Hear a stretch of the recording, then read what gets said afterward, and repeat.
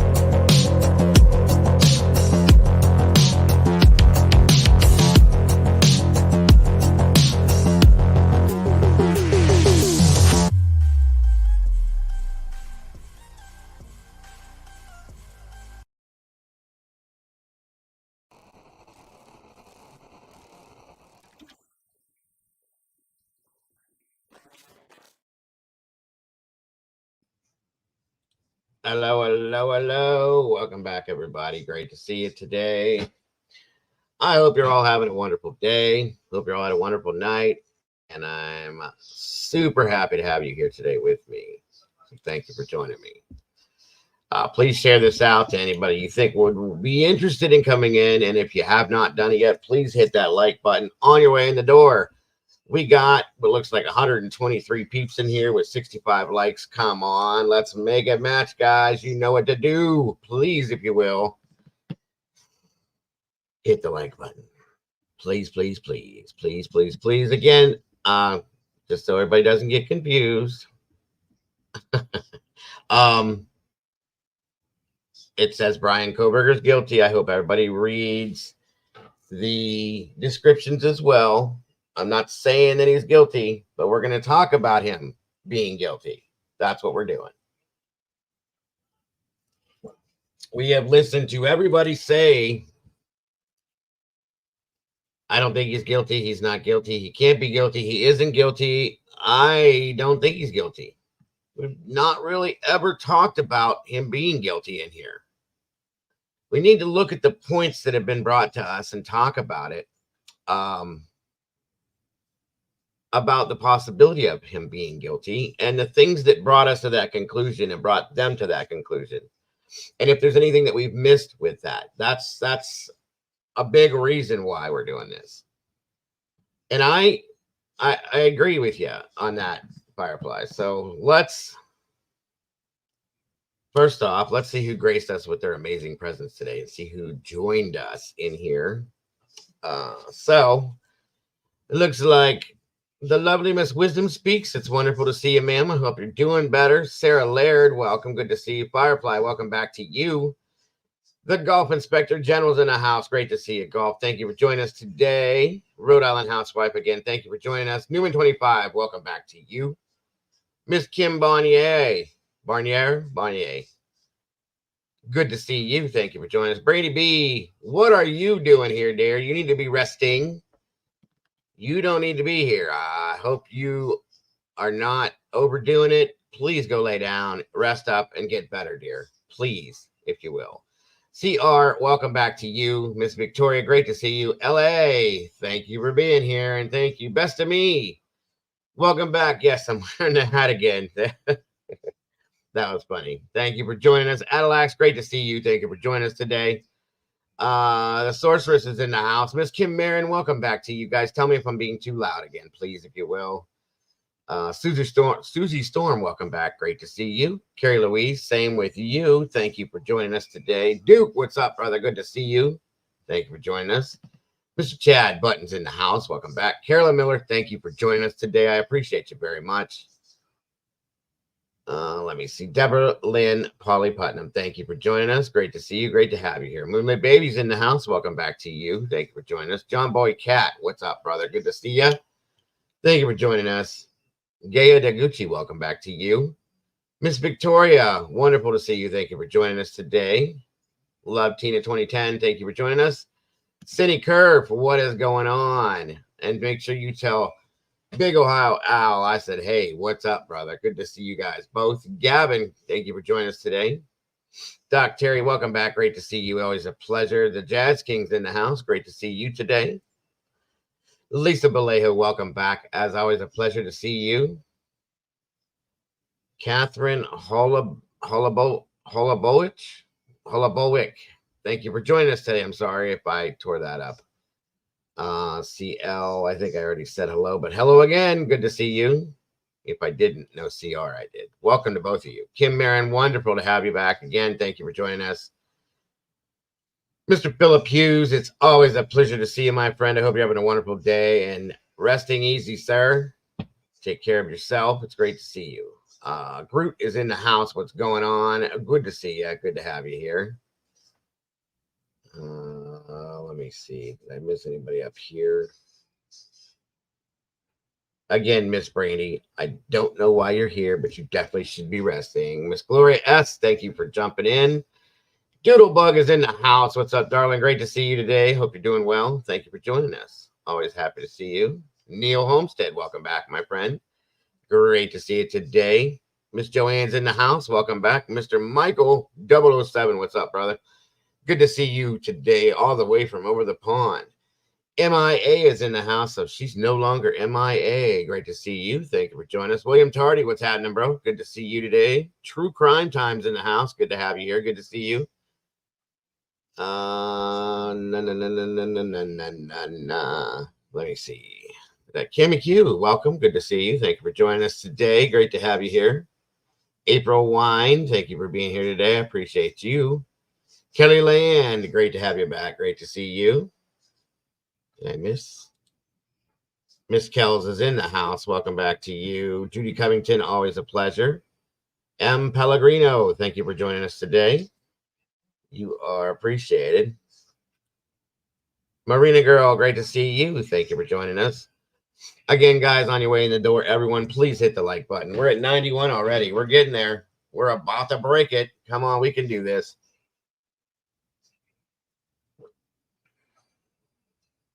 Come on, come on, come on.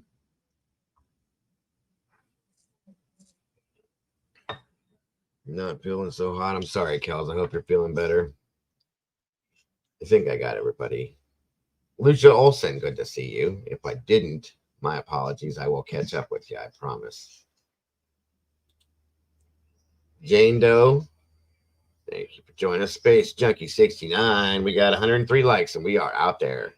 Great job, guys. You rock and roll. I appreciate you so very much.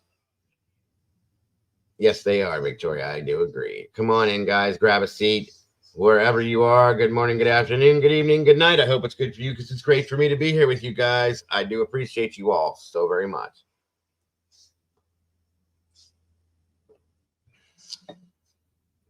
Well, like I said, we are going to talk about everything that has brought anybody to the thought that Bryan is guilty.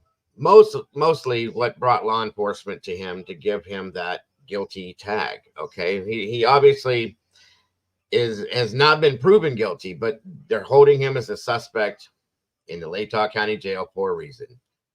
Yes, I did see the Paramount documentary. Unfortunately, my head doing this and my stupid little cameo they gave me. It was interesting. It wasn't as bad as I thought it was going to be. I'll be honest with you. I thought they were going to hit everybody a lot worse, but it was interesting. And I have a feeling there might be more coming after that. Exactly, Tina. That is my thoughts. And that's how we're going to talk about it. And if it's a debate, it's a debate. But I don't want anybody not. How can I put this? Good to see you, Sarge. I don't want anybody not saying, okay, we can talk about both sides of it, okay? But today, guys, it's mostly about him being guilty. Now, I want everybody in here that thinks that, you have in your mind that he's not guilty. I want you to be receptive to the ideas that make him guilty in law enforcement's eyes, okay? That's all I'm asking. You don't have to, it doesn't have to be a permanent fixture in your mind. Just be receptive to it, okay? Hear it out. Listen to it. Understand it. Understand the basis of the reasoning that they have him in custody for, okay? That's all I'm saying is that's what we're talking about, guys. It's not something that we've done before. We've talked about this in 7,500 million different ways. Besides that way, we have to be objectionable and looking at it in the sense that they could be right because they are professionals. Again, I'm not saying that I think he's guilty or not guilty. I'm still in the middle, but we have to give it a chance to look at. That's all I'm saying. So be open-minded, if you will, and just listen and look at the ideals of it, okay? That's all. Since we all call ourselves open-minded people, let's be open-minded people, guys. That's what I'm saying, Let's take off the glasses. Not that I'm saying anybody has it, but if we do have tunnel vision, let's take off the glasses and let's see it all the way around, okay? That's what this is about today because it's something that a lot of people refuse. And I'm not talking down to anybody, guys, by any means, because I have refused to look at him as being guilty because I haven't seen the proof. So that puts me in that boat too. I'm going to be open-minded as well today, okay? More than I have been. Wiggle your toe. Good to see you, toes. And even if you don't, if you're on the side that you think that Kohberger is guilty, okay, think about it on the other side of things, maybe on your side for a few minutes and see. Donald D. Nice, good to see you. That's right. Thank you so much for that, Bethany. I appreciate you very much.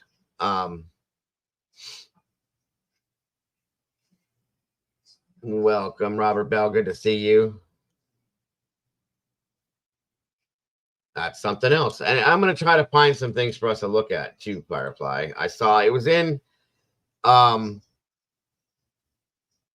don't know how many of you saw the Paramount thing. I saw all 3 episodes of it last night. I'm in the 3rd episode, unfortunately. Yippee.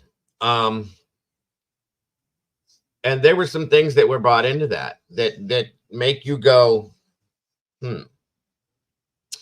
Now, I was talking to some other peeps about the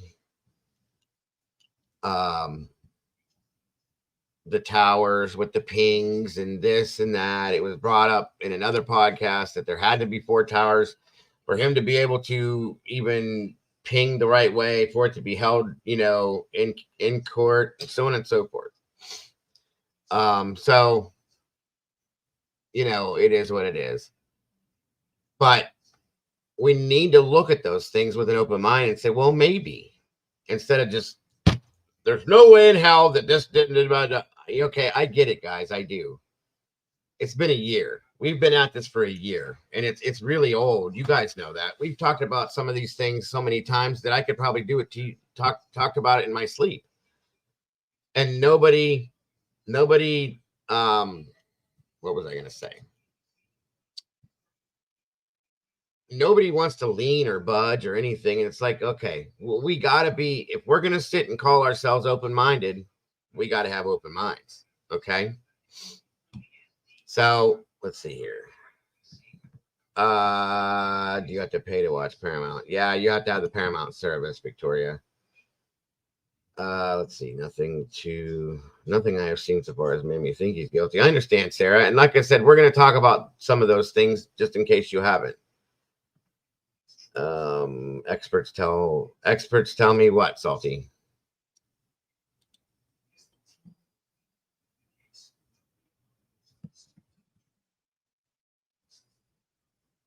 Right, Doodle. It's hard. Thank you so much, Best of Me. Paramount, I'll show you a trailer for it. I wish I could just show it to you guys, but I can't because it's, they copyright those things. It's on YouTube. Yeah, there is. The first episode, I think, is on YouTube. You can pull it up and watch it.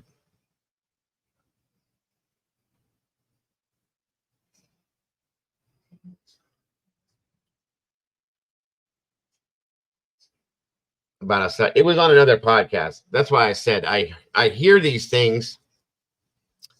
I don't believe it's true. Somebody stated on another podcast that there has to be 4 towers before they can use that info and it be admissible in court. That didn't make any sense to me, but okay. This is what I'm talking about with things that get said, and then people hear it and they're like, really? Let's go look it up then. Let's see if that's true. You know what I mean? So I don't know. Yeah, I have to look it up. Maybe I'll do it while I'm in here with you guys, because I don't understand why that would make any difference at all. Okay. What does it matter if there's 1, 2, 3, 4, 5, 8 towers? What the hell would that have to do with something being admissible in court? That's what I don't understand. I don't know. It's kind of crazy. So, and there's a lot of that stuff, guys. A lot of it. I got recently hammered because I said, that there's a lot of crazy stuff that's been put out and I can't support it. So a few people got upset with me. Just put it that way, and I'm not trying to be mean about it, but I can't, guys. It's gone. there's a difference between theory and opinion and just what in the absolute hell are you talking about? Okay. So that's what that was about recently. So I mean, that could be a possibility too. I'm not saying that if he's guilty that he's not involved with somebody else. He could be guilty all by himself and did it all by himself, but he could be guilty with 3 other people and they're involved. But we have to take this to the ground level, you guys, and look at scenarios like, let's start with this.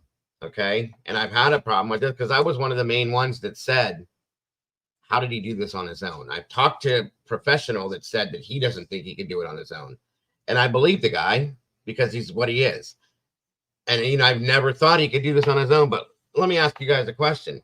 If Bryan didn't do this by himself, if Bryan Kohberger's suspect did this and he didn't do it by himself, where are the other people that helped him and why have they not been arrested? Because I know if they found Bryan, why didn't they find the other people that were involved? And how? Do you see what I'm saying?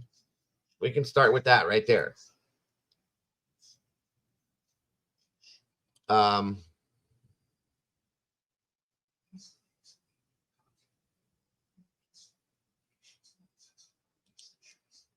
To be fair, if Ellie is measuring Bryan's pings, phone, Wi-Fi, defense will back it up with greater numbers because you'd have to include everyone else's pings, phones, yeah, okay, gotcha.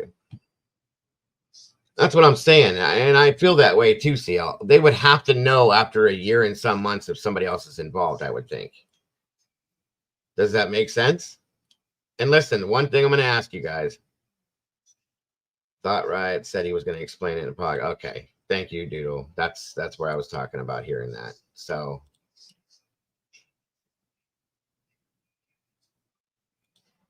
thank you, Tracy. Good to know.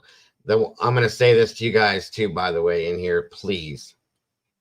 I'm asking you nicely. This show today might be a little controversial to people, and it may cause some people to get upset. But remember something, guys. It's just YouTube. It's not, we don't have to get mad.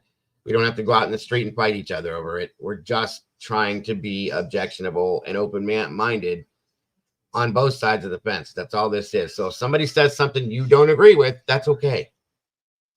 Even if it seems to upset you a little bit, just remember, it's not that serious. Okay. So let's not treat each other. Let's treat each other with respect. Let's not be rude. Let's not be mean. Let's not get upset with anybody, including myself. Okay.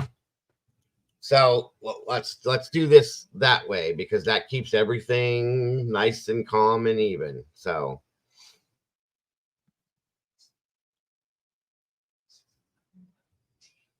what are we talking about here? Hold on, let me catch up.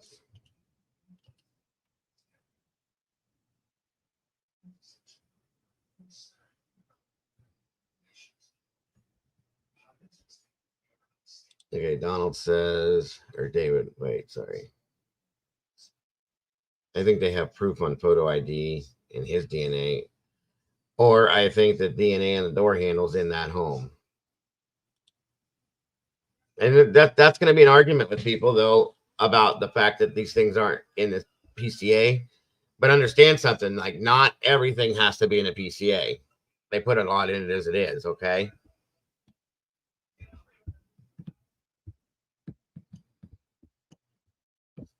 All right, let's see here.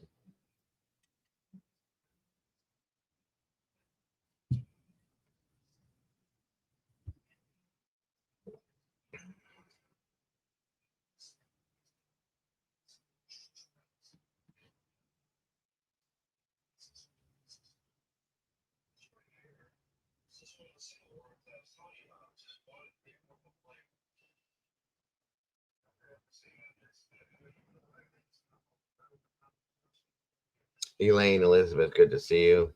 And that's what I'm trying to do. You know, we haven't really done this on that side of the fence. We've sat in the middle, but we always lean towards the fact that he's more innocent than guilty. We need to push ourselves to that guilty side and try to see things that way and see what they say. Clickbait. No, I put it in the description, guys. So if you're not comfortable with it, you don't have to be here. Okay.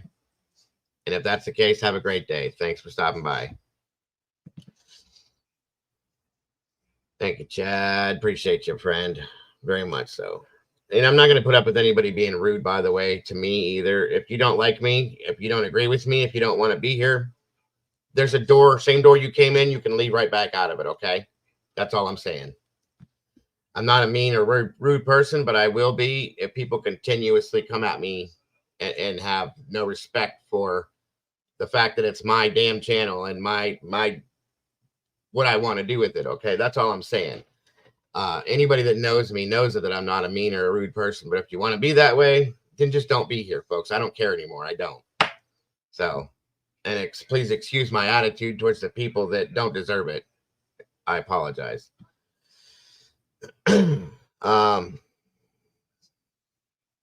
That's right. Everybody has the right to have their own choices, to have their own thoughts, their own opinions, and nobody is going to attack anybody about that. That's something I will not put up with, period. I don't care if it's something I agree with or not.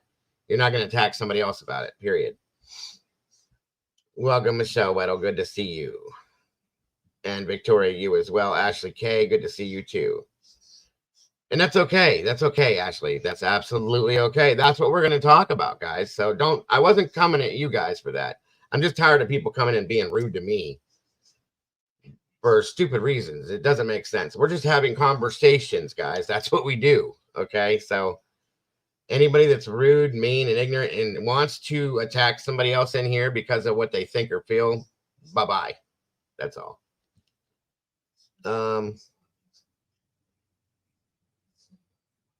I saw that too, Heather. That's crazy. Welcome, Lisa. Good to see you. Lisa Bowden. Sorry about that.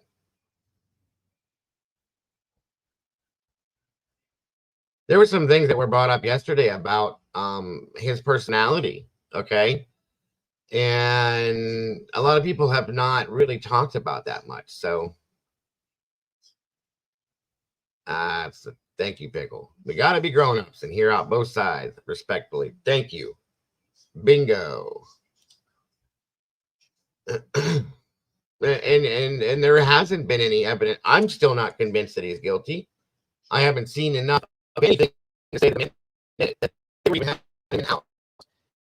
But we still need to look at the things that they do have that will make them say, that's the guy. We need to get him in cuffs now and get him in jail. You know what I mean?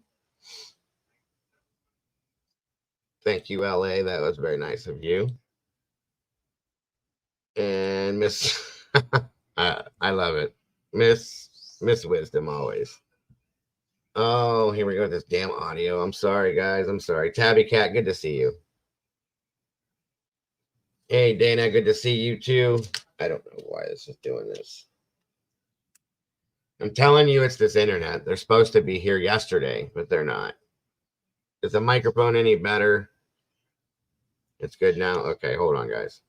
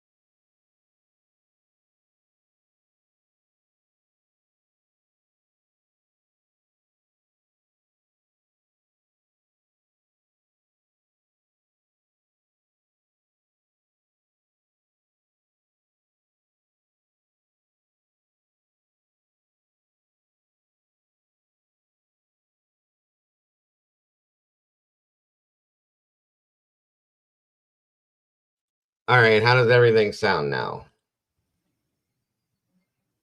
Are we good? Yes, no, maybe so. Can you hear me? Hey, hey. Testing, testing. We're good. We're good. We're good. Okay, good deal. I don't know what the deal is, but thank you. And let me know if it goes bad again. So, all right, let's start with a specific subject. Okay. And of course, at some point, I will open this up for people to come in and talk to us as well, talk together, maybe the phone line as well. Who knows? Welcome, Joseph Rapp. Let's start with like one specific thing. It was spoken about the possibility of stalking at some point by him. Okay. I'm sure everybody has heard about this, right? Or wrong. Like, if you guys have heard about the stalking scenario, throw one in the chat for me. That way we can make sure we're all on the same page with what we're talking about and everybody knows what we're talking about. If you've heard about him possibly stalking, please do. There you go. Good job. Evie Marie, great to see you. Shelly, you too. Kathy Dugan, thank you for being here. Pickle, I didn't even say hi, but hello, hello.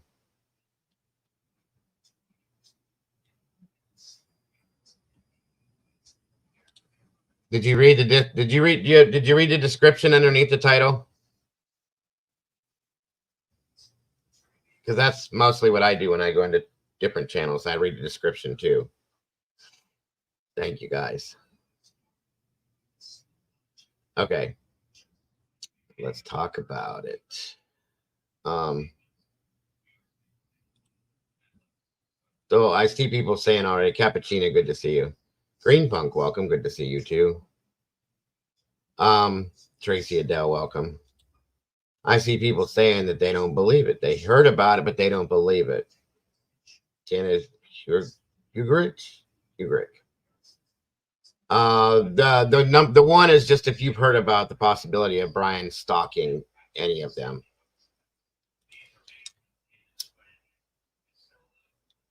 My title was clickbait because it was in the description.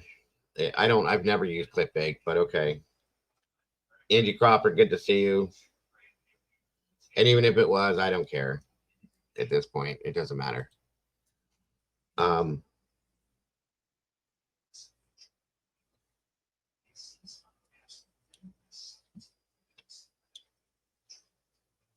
Now, back this, folks, is we're not gonna know like the truth or the answers to the things we're gonna talk about for sure. Obviously, till the trial. But what's up, David, Janet, Moonlit?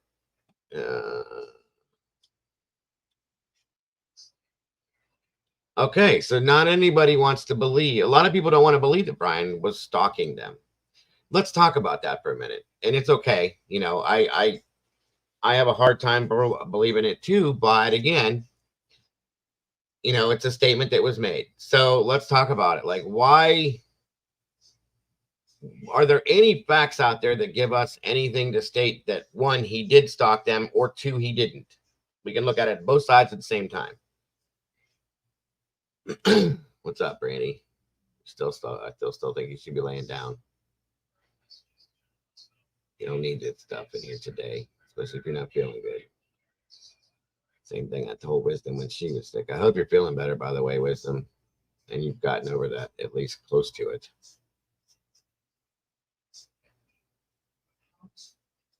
Yeah, nobody, and I don't want anybody calling anybody flip-floppers in here, okay? Because that's not what we're doing.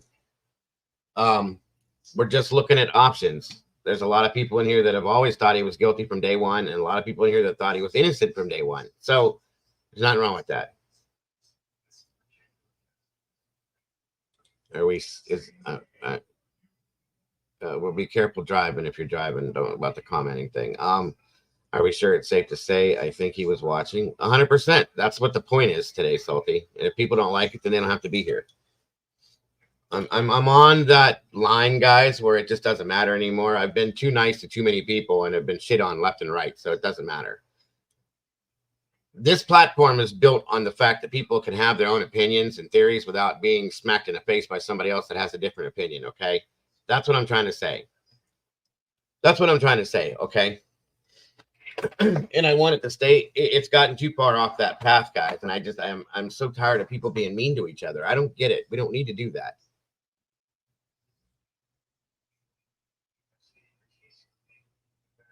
People don't need to be that way. Joey Clark. Maybe we got the same name. I like that.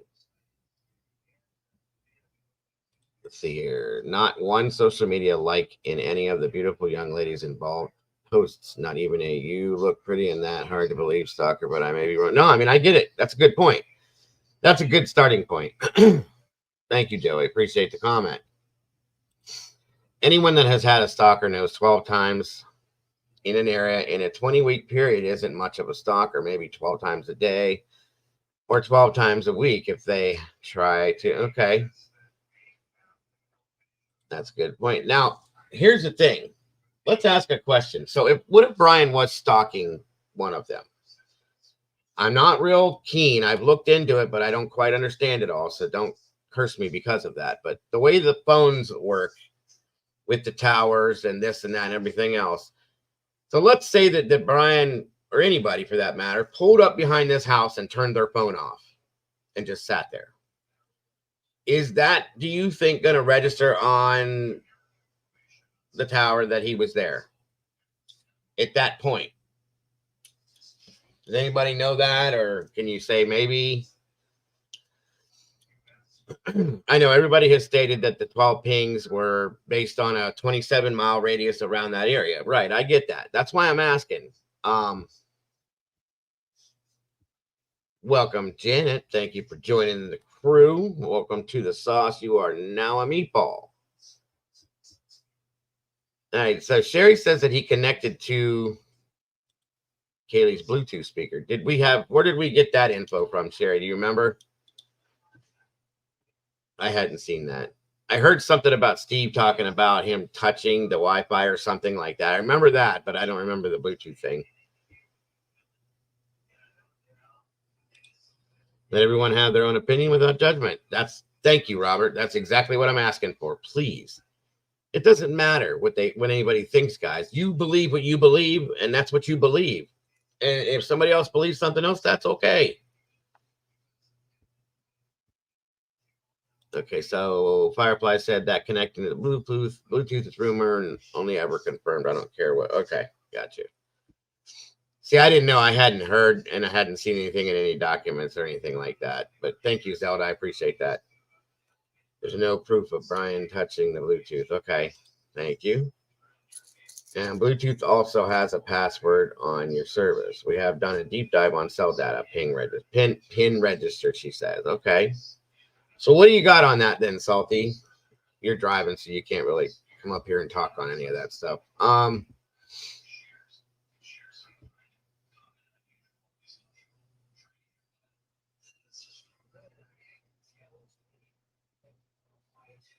It's not confirmed. Okay. Thank you.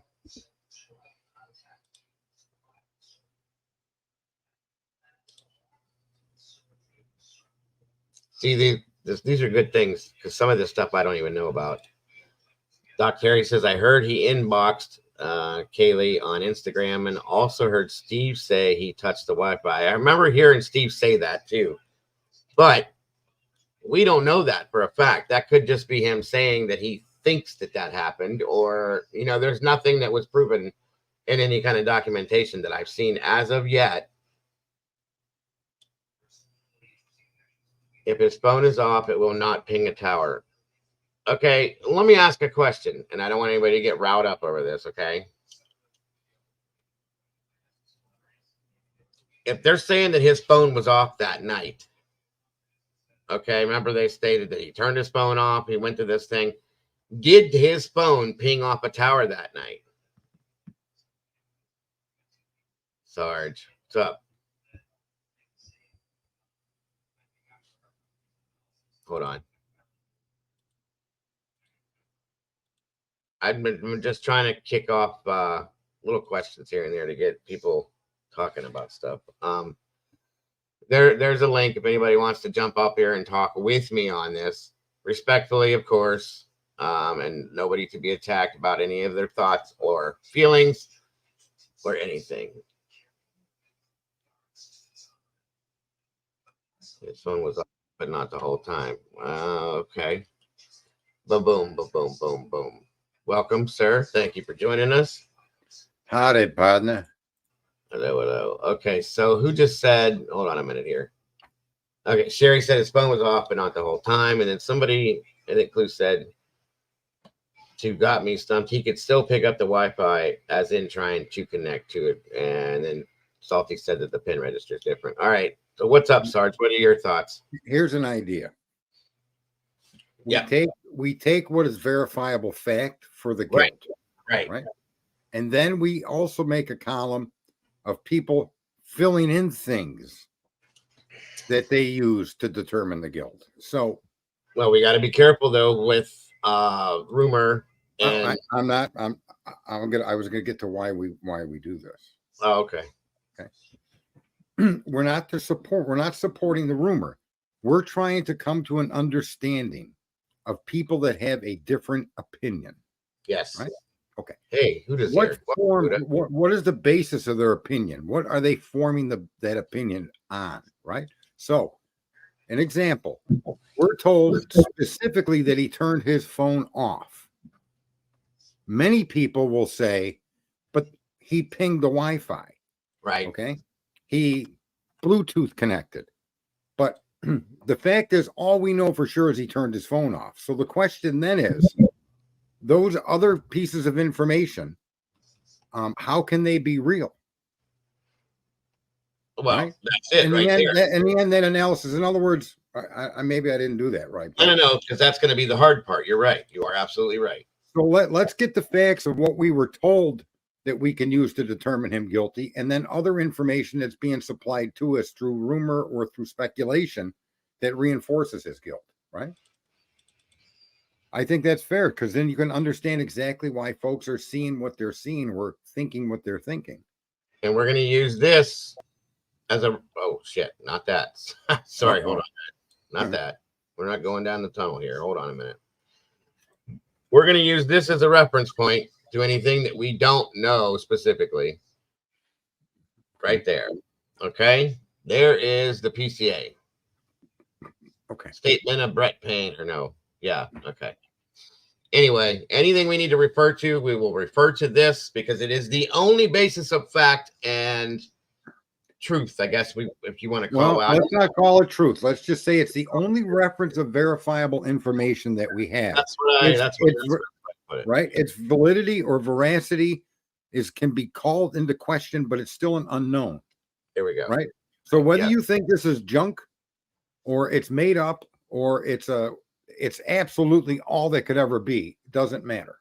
It's all we really have to base our understanding or our thoughts as to why we think this guy's guilty or we think he is not guilty, right? And we can talk about each issue.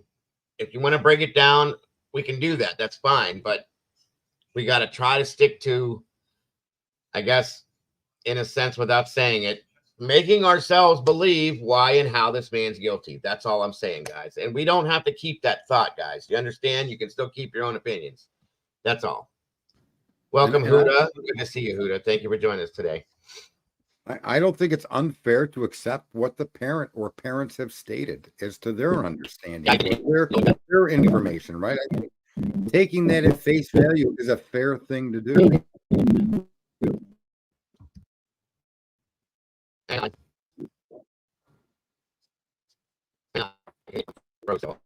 Yeah, you're cutting out pretty bad.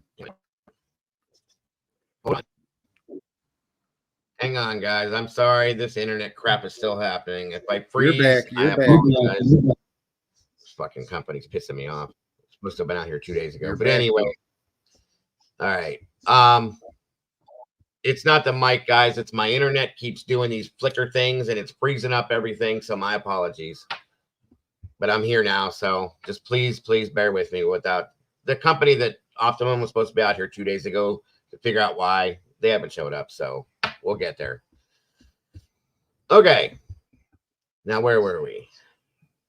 Okay. Let's start saying he went robotic, though. But I think it's safe to assume that most of what families have given us, I'm going to venture to say is true. I'd like to believe what they're saying. Let's see. Pickle says, I trust what the G's say. If they believe he's the guy, but need to see more info, I agree. We all want to see the proof. Bingo. So what proof was put out there before any rumors started, and then we can add the rumors as we go. But what proof was put out there that convinced people that he did it? The proof that we have thus far, we have the phone pings, the 12 pings from June till whenever. We have the transfer DNA on the sheath. Okay, that's the basis of the arrest initially. We have, I'm trying to pull everything out there that got them on Bryan. Drop that link again so that it can be sent to Clue. Oh, okay. I thought it was down there still. I'm sorry. It moved up in the chat. It's in here somewhere. I'm trying to find it. There we go. Sorry about that. Sorry. Nothing to be sorry about. No, there it is. If she's in chat, there you go. Want to drop up here, guys. Here's the link there again. And let's try to trust in. For those of you that don't, I'm not saying that you guys don't, but let's try to trust in what law enforcement. I know this is going to be hard for some people. I know, guys. This is going to be a rough stream, but it's necessary, I believe. Let's try to trust in law enforcement, and let's try to see things the way that they're wanting us to see it from this narrative. Okay, you know, I mean, you never know, guys. We may see something at the end after this trial that's going to make us all go, "Well, damn, that was right." Who knows? But let's just be open-minded and objective. What's up? I just want to say we're not trying to change anybody's opinion. We're just trying to see both sides of perspectives, right? Yeah. At the end of the day, guys, please keep the opinions you have. I'm going to. Sarge probably will. Clue will, I'm sure. So will Cletus. Anybody else in here, please. I'm not trying to change your mind.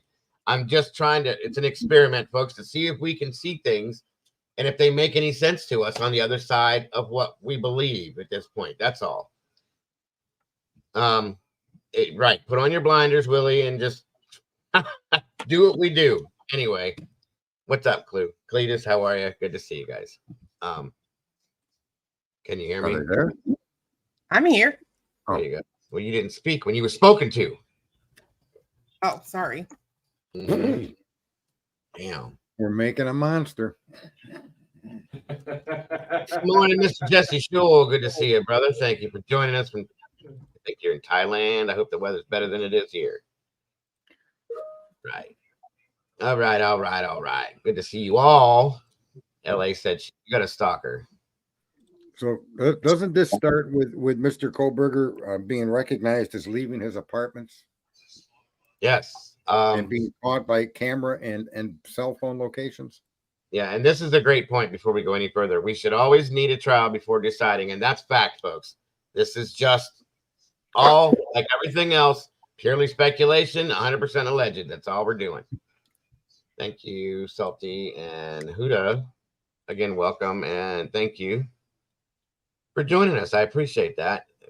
Super chat. That's so very awesome, Huda. Thank you.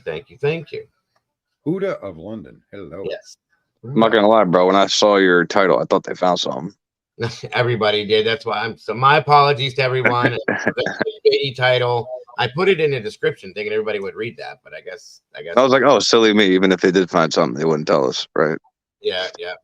Thank you, Kels and Huda again. Wonderful. So we're going to well, let's just do this from the beginning, folks. We're going to go and talk it all the way back through. Okay, we're going back to the beginning. November 13th. This happens. We wait for. There's no suspects. There's nobody that is, and try to keep this out of your mind, guys. There's no suspects. There's nobody of interest. Nothing. Nobody that we thought at the beginning is responsible for this. We're moving on down the road, and we jump into December, and boom, they have Bryan Kohberger in their sights. Okay. They make their arrest. And try to. This is hard, guys. I know, because we have to pretend like we knew nothing about anything until this happened. That's the hardest part. Okay. They get him arrested. They get him back to the, whatever, bring him back to Idaho, blah, blah, blah, so on and so forth. And they have, like I said, what did they have at that point, guys? What was that? Your audio cut out. There you go. It's my internet. I'm sorry, bud. What did they have that made them go arrest him in Pennsylvania at that point? Well, Well, they did it. We thought start with the they- information that we have. Didn't they locate him through a WSU officer identifying a like vehicle? Well, I mean, yeah, And we can. the owner of that vehicle is Bryan Kohberger. This is probably where it started, right? Yeah, but I thought they had to get the trash before they arrested him. But They we're did that. jumping ahead. We're trying to look at this from the information given. I and guess You said yeah. arrest. Our Well, that's people are my convinced fault. he's I guilty. forgot about that. My apologies. Sorry. So yeah, the WSU police officer spots the car. They put out. I'm sorry. Let's back up. They put out a bolo for the car, the white Elantra, and the occupants per se is how Right. they Occupant or occupant. welcome, Pamela. No worries about being late. So all of a sudden now we're all looking for this white car. Okay, and they found about 20,000 of these vehicles all over the place. And again, at that point, there was nobody that they told us that they had as a. See this His internet's really acting up. Yeah, it is. It's acting up bad.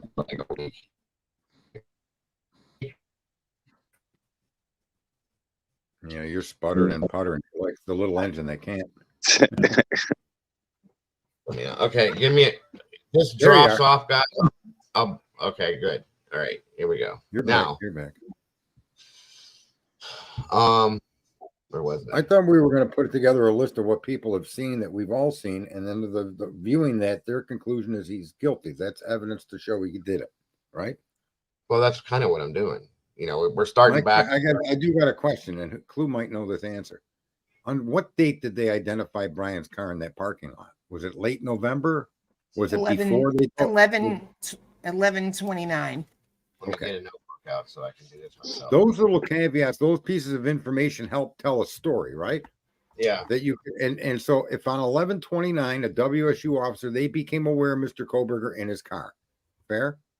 And this was after they had put out the bolo for that car, right? Yeah. Right. Then they came out on December 7th and asked the public that they had identified 11 to 13 Hyundai Elantra in that area that they're not suspects, but they may have information as to what happened that night. Right. Right. So that's the order of events. And I think the order will help understand how they're viewing it from the way they're viewing it. Right. Yep. So someone else add to that timeline. I'm not going to do the whole timeline. Oh, come on now. They were not suspects, so on and so forth. Okay, I'm just trying to take. That's my question.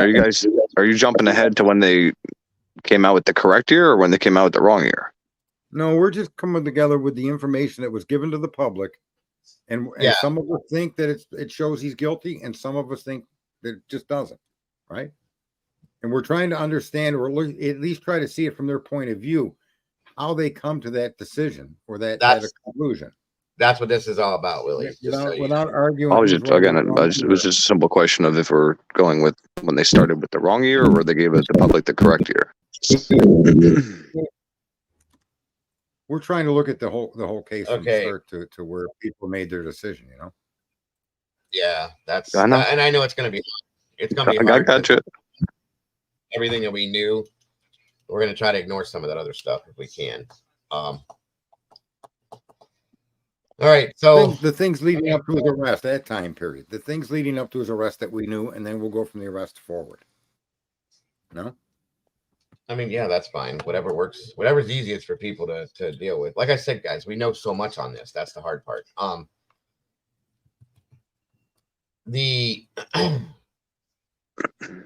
Now this is one thing that I was actually lost on. So, what did when the WSU officer spotted the vehicle? Okay, for anybody that knows 100% how this went down, because I'm not 1000% key on every single detail with that. I know most of it, but that was called in as the bolo that it was put out on, right? Through WSU. Am I right or am I wrong? They alerted officers to look for that car. Right, but then the WSU officer spotted the car on that day, and then they That's where it gets confusing with me. Doesn't get confusing. It's nonsensical. Yeah, I mean, that's Go ahead. so for some reason I remember hearing something like the guy didn't work that day or something, so he did it when he came in or whatever. Yeah, I heard that too. So, but they had put out the info to the officers before the public. I think it was like a week, maybe. Yeah, it was out on the 25th. On the 25th. Which was a so Friday. 4 days later, that was a Friday. So then 4 days later on the 29th is when they found the car. That's when okay. So that's what I was getting. That's where I got confused. I'm sorry. We as a public only knew on the 7th, right? Right. Okay. So they had him in their sights on the 29th, or at least they had a car of similar make model to what they were told to look for, which was an 11 to a 13, right? Mm-hmm. Okay. And they came across Mr. Kohberger's 15. And that remained a 2015. His car didn't change. He didn't change. And the information they shared with the public on the 7th also remained the original. They told us then it was 11 to 13. Right? Yep. Yes. So even knowing Mr. Kohberger existed and even knowing that he drove a 2015, their bolo remained steadfast. They were looking for an 11 to a 13, right? Yeah, that's true. Right. That's interesting. Okay. Well, those are facts. Those are facts, and they're all available to us all. That is may or may not be part of how you came to your conclusion he's guilty. But it's important facts that need to be placed forward. Kohberger they were aware of him, and they were aware he owned a 15, yet they continued to look for an 11 to 13. More than, what is it, the 25th you said? So from the 25th to the 7th when they talked to the public, that whole time period, they were looking for an 11 to 13. Right. So, and hold on. Because what it says... Wait, hey, go ahead. What it says is on November 25th, MPD asked area law enforcement agencies to be on the lookout for white Hyundai Elantras. They don't specify a year in what they say. Excellent. Okay, perfect. That was the press conference, right? No, this is November 25th. So what they state in the PCA is that on November 25th, they asked area law enforcement agencies to be on the lookout for white Hyundai Elantras in the area. They didn't specify a year in this document. Excellent. Okay, so I was completely wrong on that. And that now says, so they're looking for an Elantra. Kohberger owns an Elantra. So you can connect Kohberger to the crime through that particular way of thinking, right? Absolutely. Okay. I'm trying to find it in here. Thank you, Cletus. They seem to have it organized. And then on the 7th is when they came forward with a specific year. Is that right, Cletus? I believe that when they came out in the press conference and said 2011 to 2013 Elantra, yeah. Okay. All right. Salty said that they knew 2 weeks before that we did. So, right.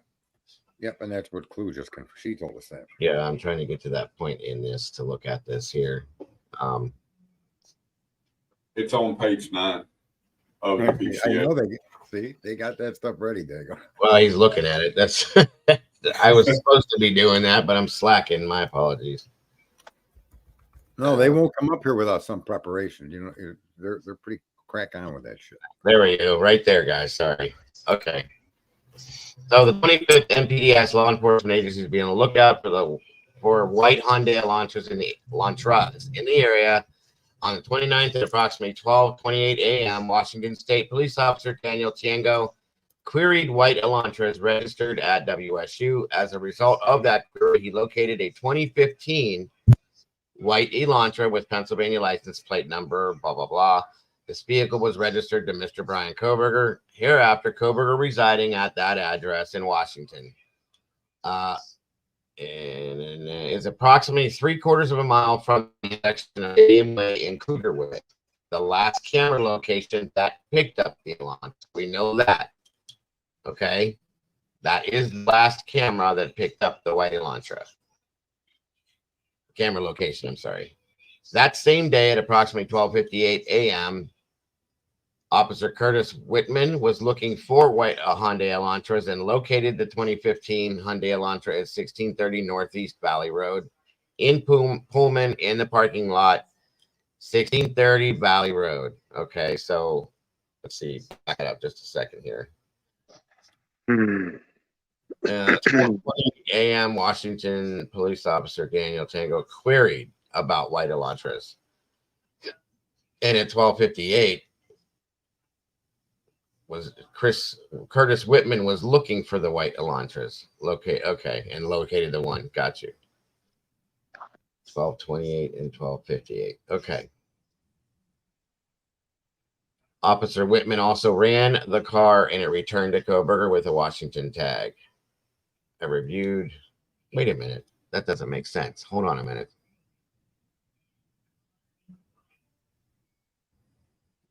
Where's that? On November 29th at 12:28 a.m., WSU police officer Daniel Tiango queried white Elantras registered at WSU.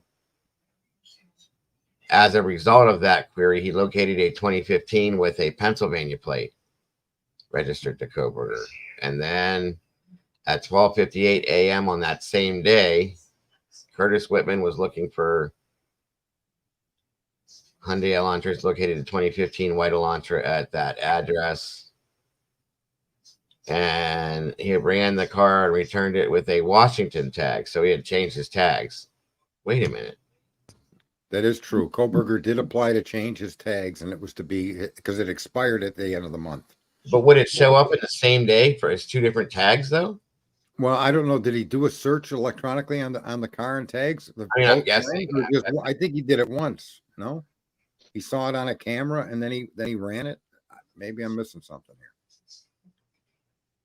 Queried. He queried and then he ran the plate when he found it.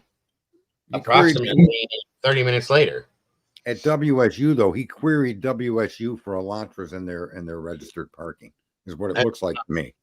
Right. And he said that, okay, I'm getting he located a 13 with a white Elantra with a Pennsylvania plate with that number. So Kohberger registered to his residence with that plate and number. Mm-hmm. Later that same day, he then queried it and discovered that it had a Washington tag.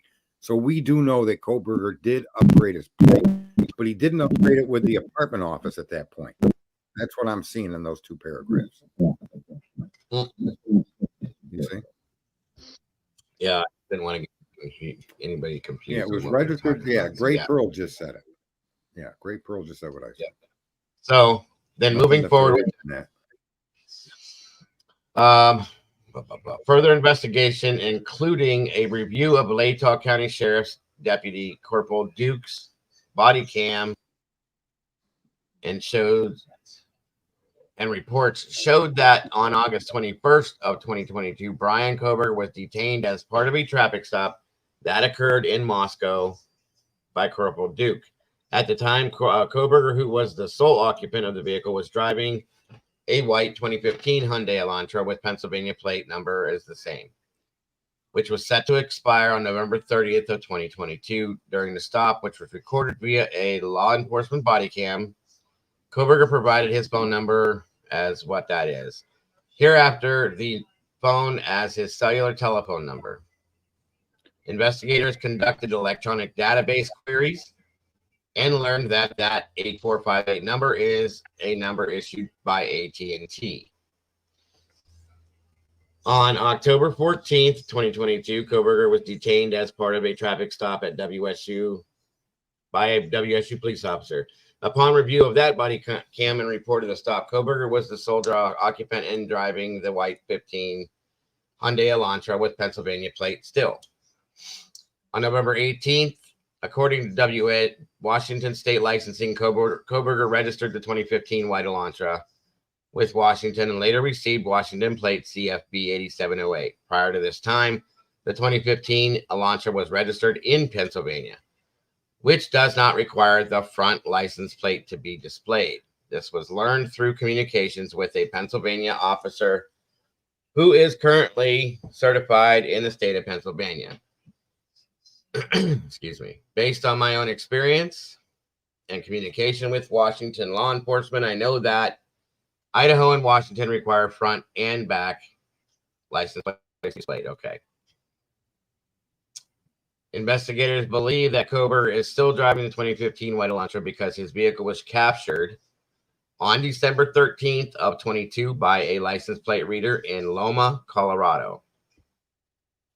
So that was during the trip from Idaho to Pennsylvania where he got stopped in Indiana. I'm guessing that was during that trip. Okay. Information provided by a query to a database. Kohberger's Elantra was then queried on December 15th. See, I never wrote down these dates to keep together, so it's good that I'm doing that now. And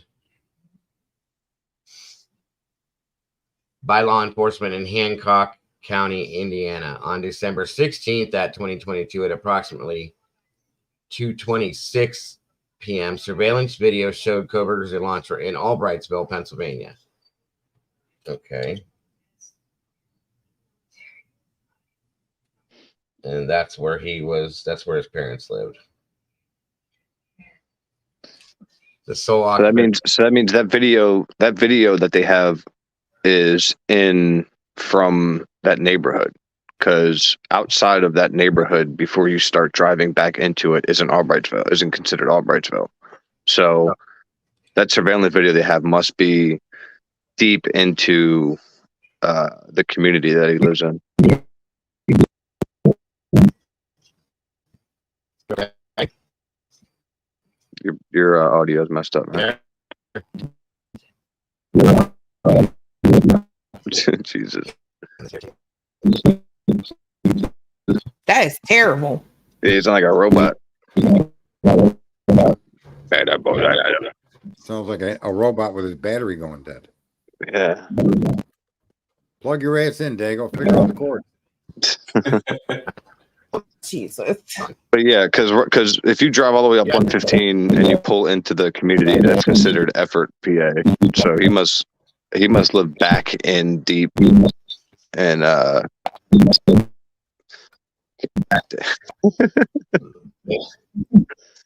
What in the hell is going on with this? Oh, there you are. Good God. Anyway, sorry guys again. Is anybody in your house? Is anybody in your house running a streaming service across the TV right now? There's nothing doing anything. It's just that something is going on outside and they haven't been here yet. Yeah, it does sound like max headroom. It's ridiculous. What were you saying, Willie? Repeat that again if you don't mind. No, I was just saying. So where it says, I just noticed something where it says his vehicle was on surveillance in Albrightsville. So I lived in Albrightsville and I lived in Kunkletown because my parents were divorced. And Albrightsville was up like out of the Pleasant Valley School District. Because like half of Albrightsville went to Jim Thorpe and some of Albrightsville would go to Pleasant Valley. So if they had him surveyed like in the town, that wouldn't be considered Albrightsville. That would have been effort PA, which is like I said, if you drive up 115, which is the main road that they would have turned off of to get into that gated community where he lives, that's not Albrightsville yet. So they have to have that surveillance from those videos that I was talking about, because in that gated community, there's cameras like basically on every single intersection all around there. There's security, there's everything in there. So they must have that around like his home, I'm assuming, that surveillance footage, because that wouldn't be in the town, because like Albrightsville is up the mountain. He did everything in like Effort and Broadheadsville, PA, which is like that area. Albrightsville is more north. So he must have lived in Albrightsville as far as his address, but he went to Pleasant Valley High School. He didn't go to Jim Thorpe. Okay. If that makes sense. Yeah. Just kind of give you an idea where they have that surveillance. Absolutely. That's fine. Where is the sole occupant of the vehicle was a white male whose description was consistent with Kohberger. Kohberger has family in Albrightsville, Pennsylvania, learned through My parents were first. TL search and located Okay. Oh boy. Based on the information provided on the WSU website, Kohberger is currently a PhD student in criminology. Okay, we don't need that. We learned that Kohberger's passed it. We don't need that either. Hold on. And then they go into records also showed Kohberger wrote an essay when he applied for an internship with the Pullman Police Department in the fall of 2022. Kohberger wrote his essay. He had interest in assisting rural law enforcement agencies with how to better collect and analyze technological data in public safety operations. Kohberger also posted a Reddit survey, which can be found by an open source internet search. The survey asked for participants to provide, we know what that was about, okay, and understand how emotions, psychological traits influence decision making when committing a crime. Okay, That part, go ahead. All right. This is also part of the information I suspect people are relying on when it comes to whether he's potentially did it or not. I think that should be explained in that survey. That survey was done long before he came to Idaho. That was not a survey given while he was in WSU. It was a survey he put online at Reddit while he was doing that Zoom college. What is it? I forget the name of it. Right. So I sales think when he was in the sales. Yeah. So that people do realize that this survey and this crime are separated by a significant time scale and a different location completely. He graduated from DeSales in May of 22 and moved to Idaho and started schooling in June. DeSales, yes. Right. So I mean, I just wanted to throw out there that I just wanted to, so people that have got an opinion on any of that, they may not have known that this survey had nothing to do with his time at WSU. It came long before that. Yeah. And I mean, for those of you that are thinking that has anything to do with why anybody thinks he's guilty, that's just so that you know, because I never used that as anything, because it was pretty much something that was everybody was doing it, so I wouldn't put that in there, me personally. But right, and people will use that towards their mindset and the mindset of Mr. Kohberger, right? That may be evidence that he was planning a crime way before he showed up in Washington. Exactly. As part of the investigation, law enforcement obtained search warrants to determine cellular devices that utilized cellular towers in close proximity to the King Road residence on November 13th between 3 a.m. and 5 a.m. After determining that Kohberger was associated to both the 15 White Elantra and the 8458 phone, investigators reviewed these search warrant returns. A query of the 8458 phone in these returns did not show the 8458 utilizing cellular tower resources in close proximity to the King Road residence between 3 a.m. and 5 a.m. Based on my training, experience, and conversations with law enforcement officers that specialize in the utilization of cellular telephone records as part of the investigations, individuals can either leave their cell telephone at a different location before committing a crime or turn their cellular phone off prior to going to a location to commit a crime. Right. This is done by subjects in an effort to avoid alerting law enforcement to that cellular device associated with them within a particular area where a crime is committed. So that's why that came about. Right. So that tells us, what does it tell us, Clue? What? What is that telling us?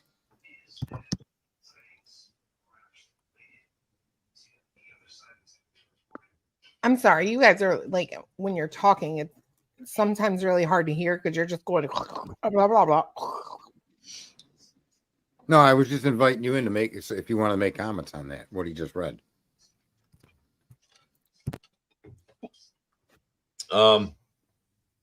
That's okay. I also know that on numerous occasions, subjects will surveil an area where they intend to commit a crime prior to the date of the crime. This could be done a few days before or for several months. Okay. I don't know So this about that. meaning, what do you mean?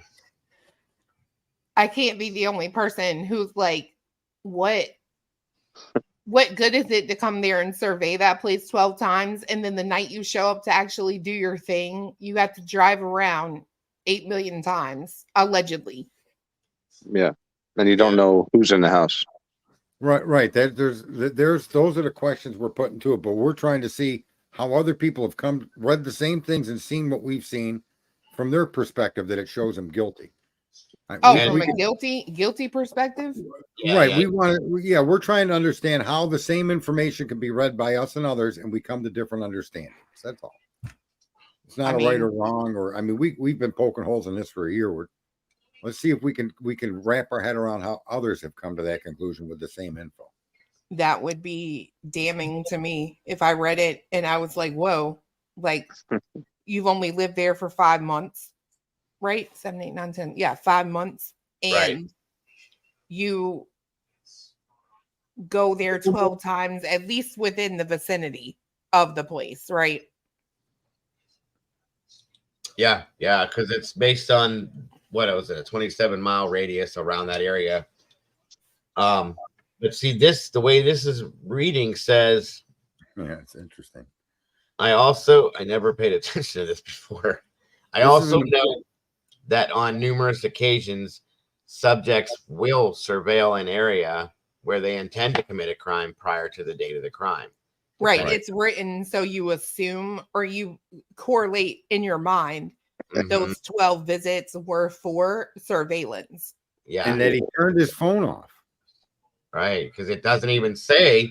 Take what they're saying. They're saying on every occasion he's proposing. He's not accusing. He's proposing that the phone would have been off on every time they went to look or would have been left home. Right. That's what he's proposing in this paragraph. We know that that's not accurate because they threw that in the garbage can with their own words when they told us he was there 12 times at similar times night. And only one time prior out of those 12, his cell phone didn't connect to the services. I'm guessing that it's based on data. Right. This is an interesting paragraph because I never knew they made this much of an argument to instill in the fact that he was stalking them. This is where it comes from, right here. That's why we're doing this. This could be done a few days. It is possible that an individual would not leave their cell phone at a separate location or turn it off since they do not plan to commit the offense on that particular day. Okay. So then they're just justifying how they saw him there 12 times with that statement. Right. They're showing. Okay. So I'm sorry. I misread that quickly. Yes. Now their argument then jumps off of this because now they're going to argue they've seen him there or they've got a record of him in that area 12 times. Now, and that's based off of pings, not video, you said? Right. Yes. This is about cellular service. Right. Gotcha. And it's off of cellular service. And it is kind of interesting that somebody building up to this crime and then stalking this crime would have been carrying their phone with them on the 12 surveillance runs they made. Absolutely. Well, my other question is, wouldn't he be on the Linda Lane? Like if that was his route and that was his run that he practiced however many times, wouldn't he be on the Linda Lane footage at least a couple other times doing the same thing in those 5-6 month period? Yeah, you would. Yeah, I mean, you can make that leap, but we don't know, right? I don't know. I'm just figuring. You could make that assumption. It's not. You're not being crazy. But you would think like they would, use that as proof of him driving around that area rather than his pings again that are a big ass radius. That's again. And I know we're going with look at this of how we think he's guilty, but it just hit me that why didn't they include the him being on the Linda Lane during those hours or something to show him around the area, not pings again. But yeah, no, I get you, but I can see how people would read this and think that Kohberger surveyed that area 12 separate times before he committed the crime, and they're saying that he has in fact made that run 12 different occasions, similar times, similar locations. So they are stating without any ambiguity that he in fact was surveilling that house. And I could see how you could derive that data from that. That's the way it's written. Absolutely. Right. Yeah. So they're telling you he was stalking the house. That's what their conclusion Oh is. yeah, That's no, I what can. Yeah, I can see how people could get on board with that in the way this is written. And I don't begrudge persons holding that to their thought that Kohberger stalked him 12 times, and on the 13th he committed the crime. Right. That's reasonable. I can agree. Like I said, that's why we're doing this. Thank you, Zelda. On December 23rd of 22, pursuant to that search warrant, I received records for the 8458 phone from AT&T. These records indicated that the 8458 phone is subscribed to Bryan Kohberger at an address in Albrightsville, Pennsylvania. And the account has been open since June of 2022. So he got that phone right before he moved there, interestingly enough.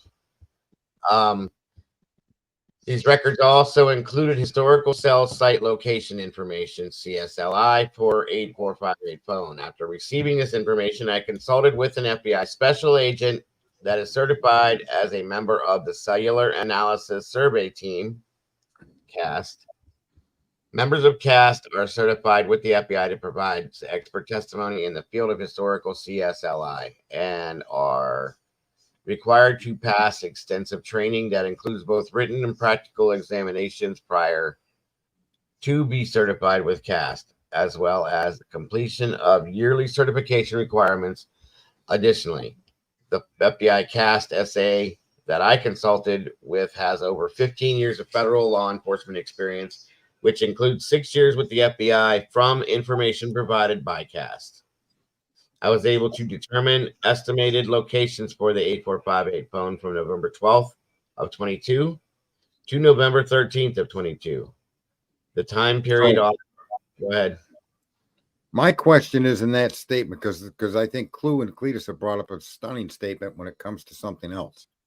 In that statement, if you read that, right, from the information provided by CAST, I was able to determine estimated locations. Now, my question is so that means that CAST ran the locations, gave them their results, and then he lined it up to a map? I guess that's really always been a question for me. What is he saying here? estimation. The information they provided by CAST, he was then able to go and determine the estimated locations, or did CAST give him information that then he used that specific CAST generated data to determine location? Did he do this himself, or did the FBI do it?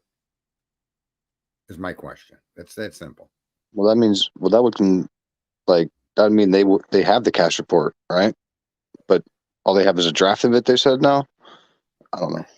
Yeah, that's what they're saying currently. But I'm saying in this paragraph, Clue and Cletus, what do you pull from this paragraph? Did the cop do the CAST separately from the FBI? It's or from did the CAST come FBI. from the FBI? Can you hear me? Yeah, I can Yes. hear you. Okay, So, go ahead with it. in my opinion, I think it almost makes it sound like they just talked to the CAST people, but that doesn't make sense, right? Like I don't know that you would do it that way. I mean, just as it says, right?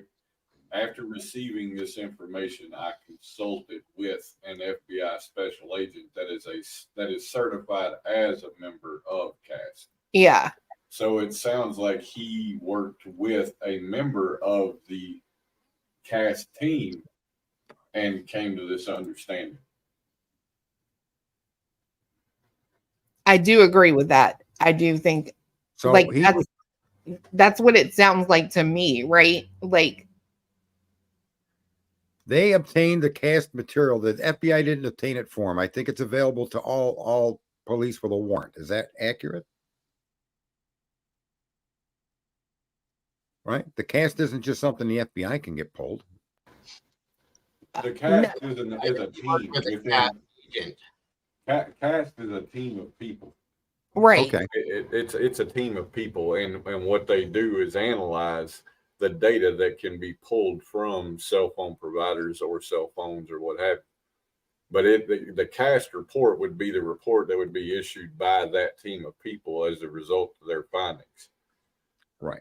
And So this is what I'm asking. what he Did did is he engaged a member of that team, so somebody that has a specialized skills in this, right?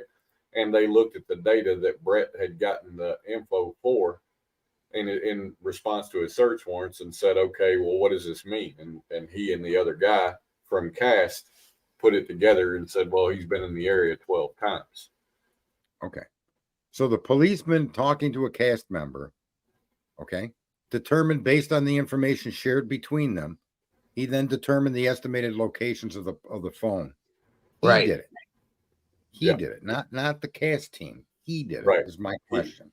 Okay. Yeah, because it says, I mean, it specifically states from information provided by Cast, I was able to determine estimated locations, right? So he did that, right? Not the FBI. Which has been my interpretation of the paragraph the whole time. But, you know, to think you question yourself is always a good thing. And so the FBI cast team themselves have not located Kohberger at the locations that we'll find later.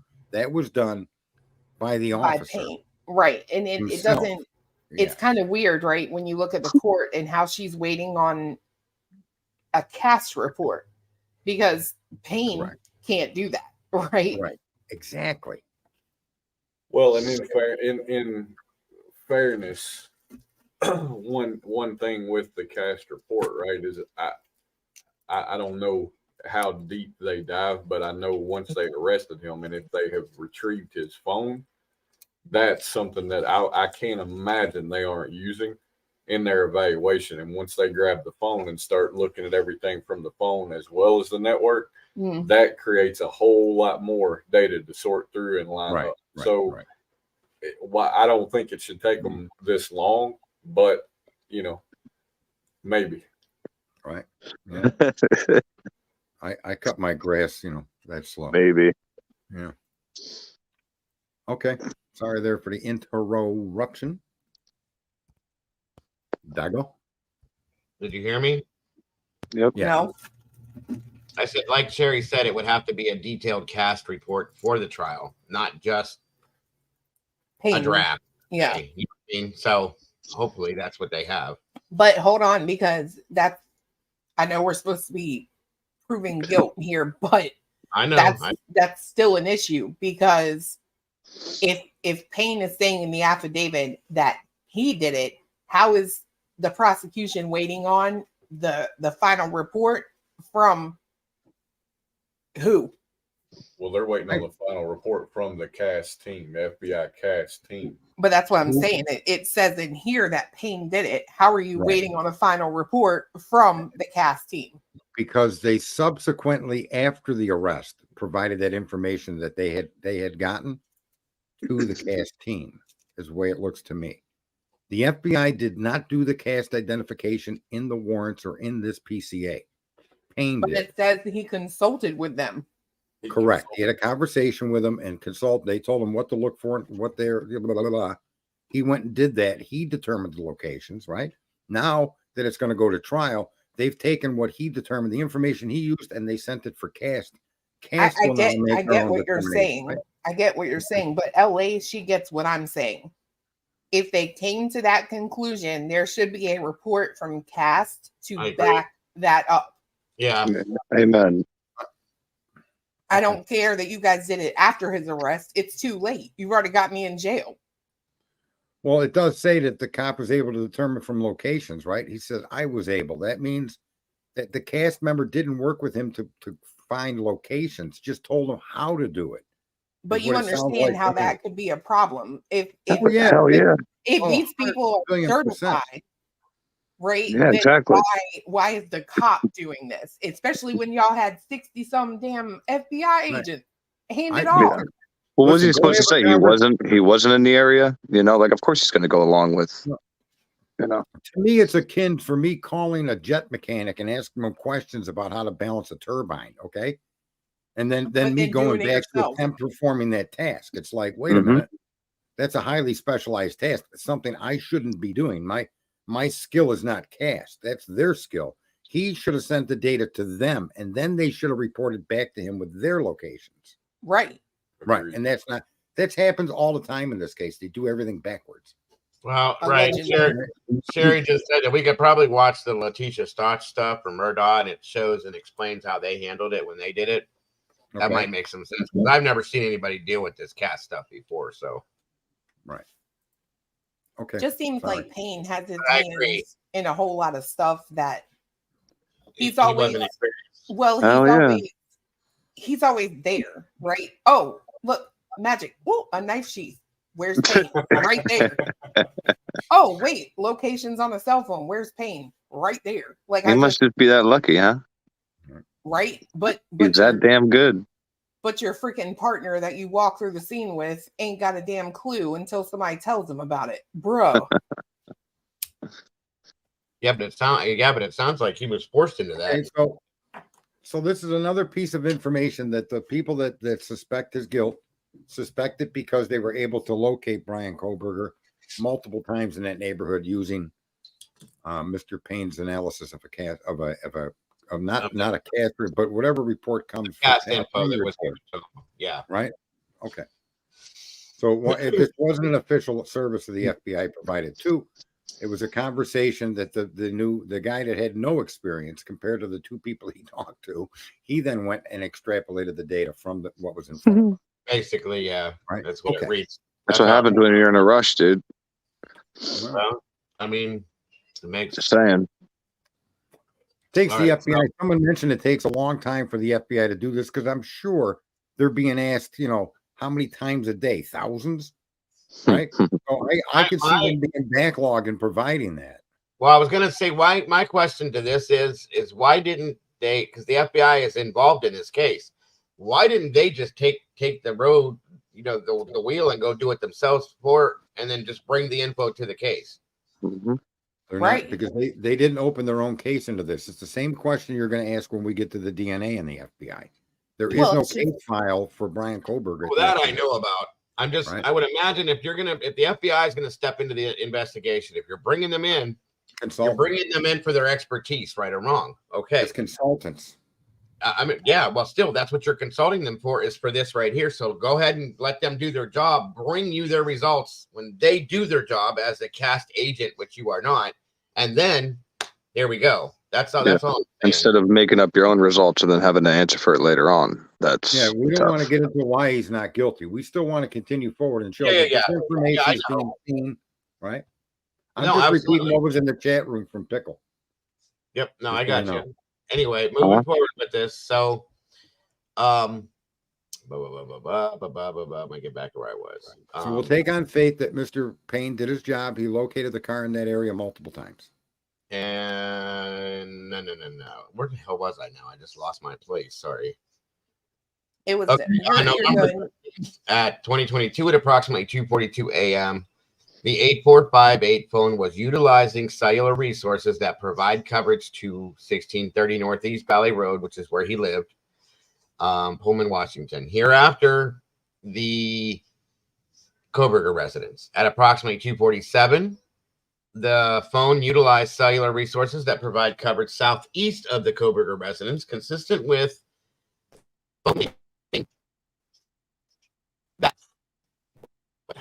What? What? He said,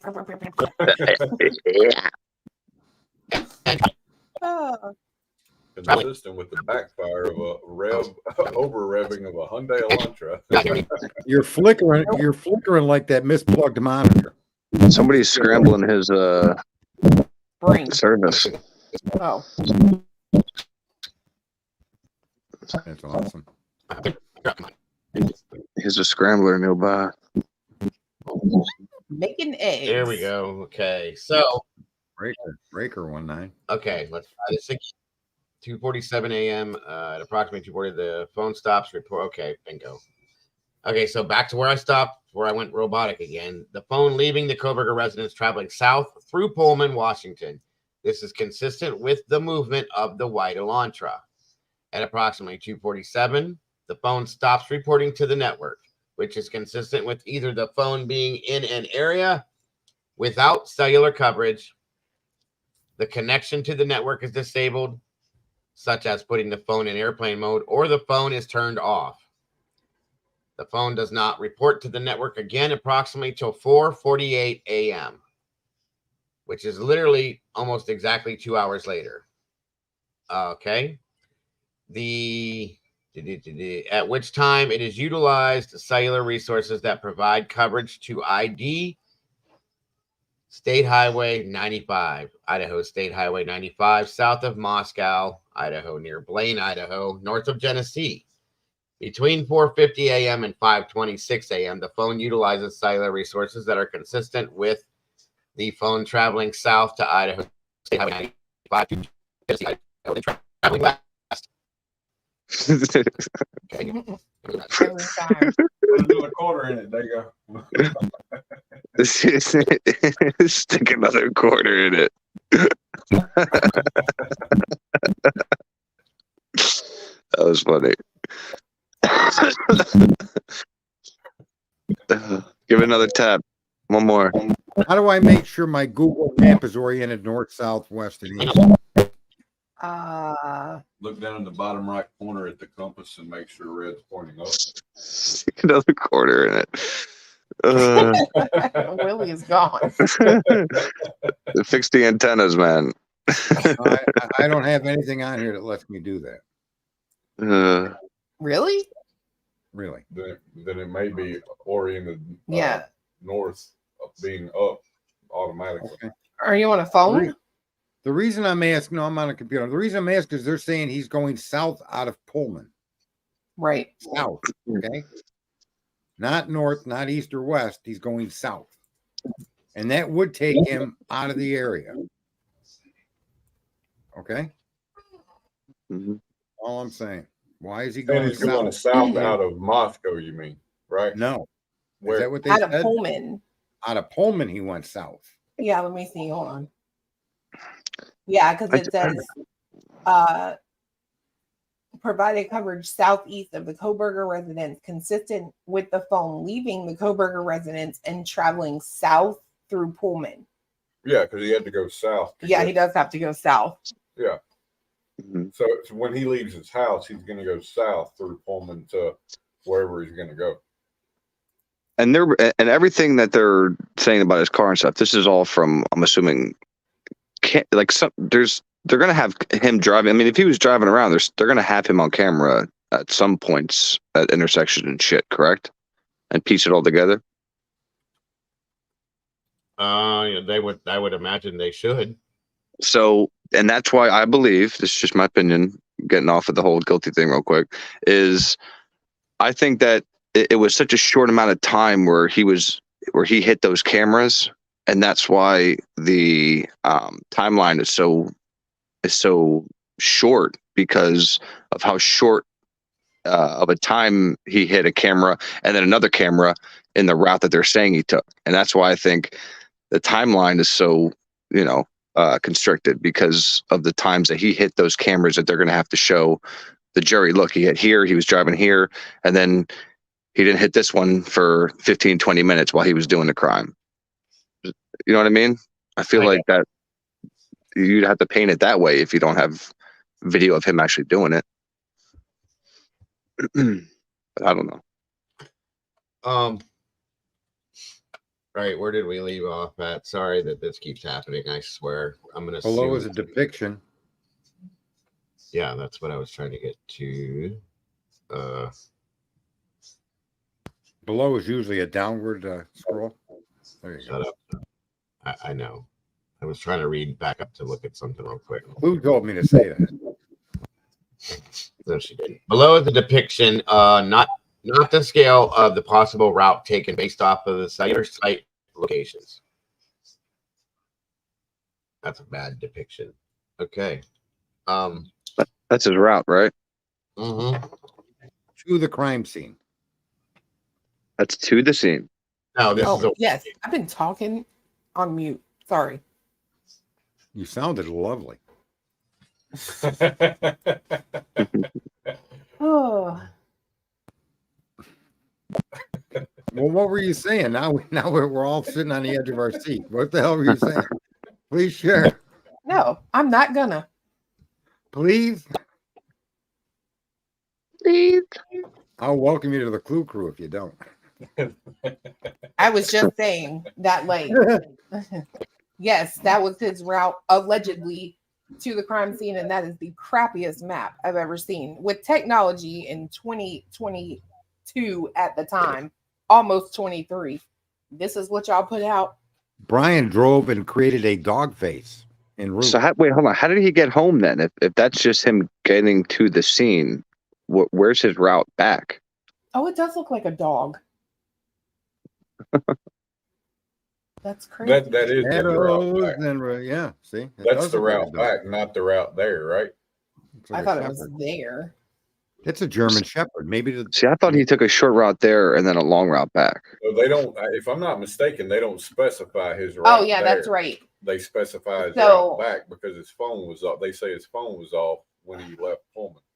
so. That's a So speculative. this guy map. drove all those distances without any kind of GPS, like he's lived in the area his whole life. That's crazy. Well, He had 12 hold facts. on. It says it's a depiction not to scale of the possible route taken based Right. off of cellular locations, right? Yeah. So Right. it's not saying for sure, But I but figure I mean, if there's 50 some terabytes, it can't all be just pings. Like they have to have him on video, Right. video of his car somewhere on that route. I hope. Like if they're, they do. Don't I mean, have they to do. But see, and that's the thing I kind of don't like is they split up the cell phone pings from the video. yeah. Why wouldn't you just put them together? But whatever. I'm not a freaking cop, so But if we're on the side of trying to comprehend how this guy did it or that he did do it, we now have a visual representation of how he possibly went to this crime No, without he his cell phone possibly- having any ability to follow him. There's no way to track his movements with a cell phone because at this point it's off. right. And he's making a guess that he drew a dog Fine. for all to see to get to the crime scene. Well, they kind of do it on cell phone because his phone comes back on between 4:50 and 5:26. Well, it doesn't come back on. I'm sorry. It starts like they show his location between 4:50 and 5:26, right? Right. But this is pre-crime what we're looking at right now, where they No. don't have any cell phone location on him. Pre-crime is they alleged already that he had turned the phone off. Well, at this point, he's done it and he's on the way back home. In that particular, I thought we're still talking. Okay. No, if he's looking at that picture, then he's already gone back home. I know, but didn't this start out with Dago saying, and Dago's gone? Anybody just I know. notice that? Oh shit. He No, left he's south from his apartment through Pullman was where we were going. Yeah, Right? but he read on. He read on, and then but didn't they continue then to talk about this is the purported route that he took? But you're saying that's the route home, not the Right, route. it's to? both. The map that you're looking at is the route. I don't see the map anymore, but okay. I'm pulling it back up. Hold on. It's the route both ways, is what you're offering. No, because he took a different route home from the way that he went there. And Remember. the map you showed, is that depicting the dog? Is that depicting how he got there originally? Is that his original route going, or is there a route coming home? That's what I'm going back to read. I that. think it's coming back because he does that huge long, like, let me drive out of my way, right? Yes. To go back. I think this is the route because the red would be 1122. That blue, I think, would be his residence, right? And then the yellow outline of the dog. Yeah, is the route home. Right. Okay. Sorry for all this bullshit, everybody. Again, believe me, I'm not happy with this. Okay. Can you puff it up? I'm trying. Yeah, Yeah. and roll it back down some. Yeah, to where that image was where you had the dog in yellow. Where did that go? 1 second. It's page 16. Wait. Okay, Oh. no, I see.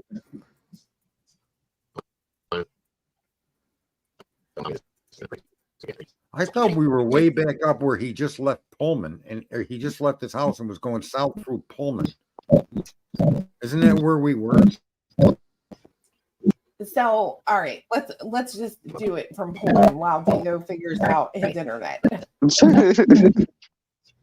So Digs in the car seat for another quarter. we got at 2:47 a.m. the 8458 phone utilized cellular resources that provide coverage southeast of the Kohberger residence, consistent with the 8458 phone leaving the Kohberger residence and traveling south through Pullman, Washington.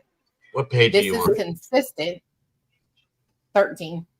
That's what I thought. Okay. Anyway. Go ahead. Keep going. Sorry. This is consistent with the movement of the white Elantra.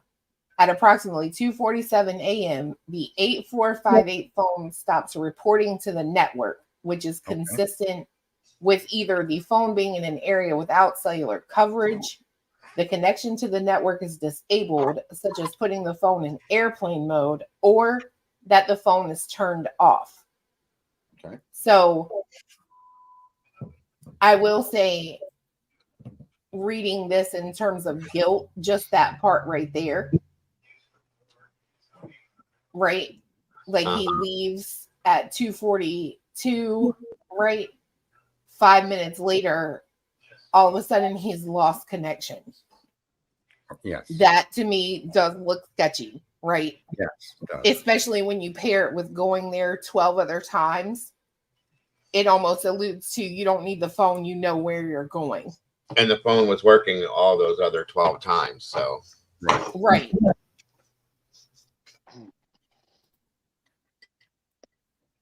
You gonna try to read it now, or you want me to? So he should have taken the same route then 12 other times. Right. And they've already confirmed he's taken similar routes at similar times of the late night and early morning hours. all They've right. confirmed. Where are we at? Where do we leave off? I'm going to try again. The 8458. Keep scrolling up, I think.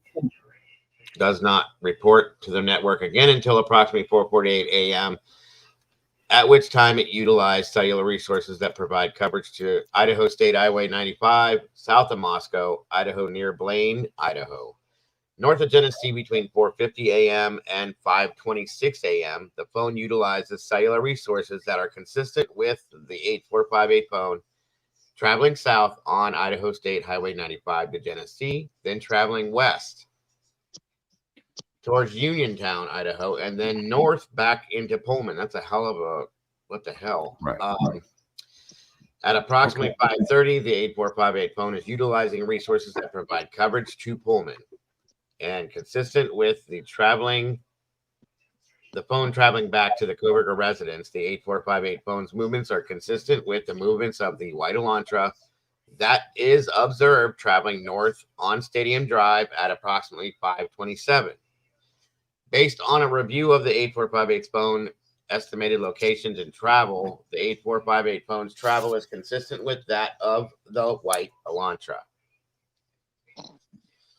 Further review indicated the 8458 phone utilized cellular resources on November 13th, 2022 that are consistent with the phone leaving the area, thank you, CR, so very much, of the Kohberger residence at approximately 9 a.m.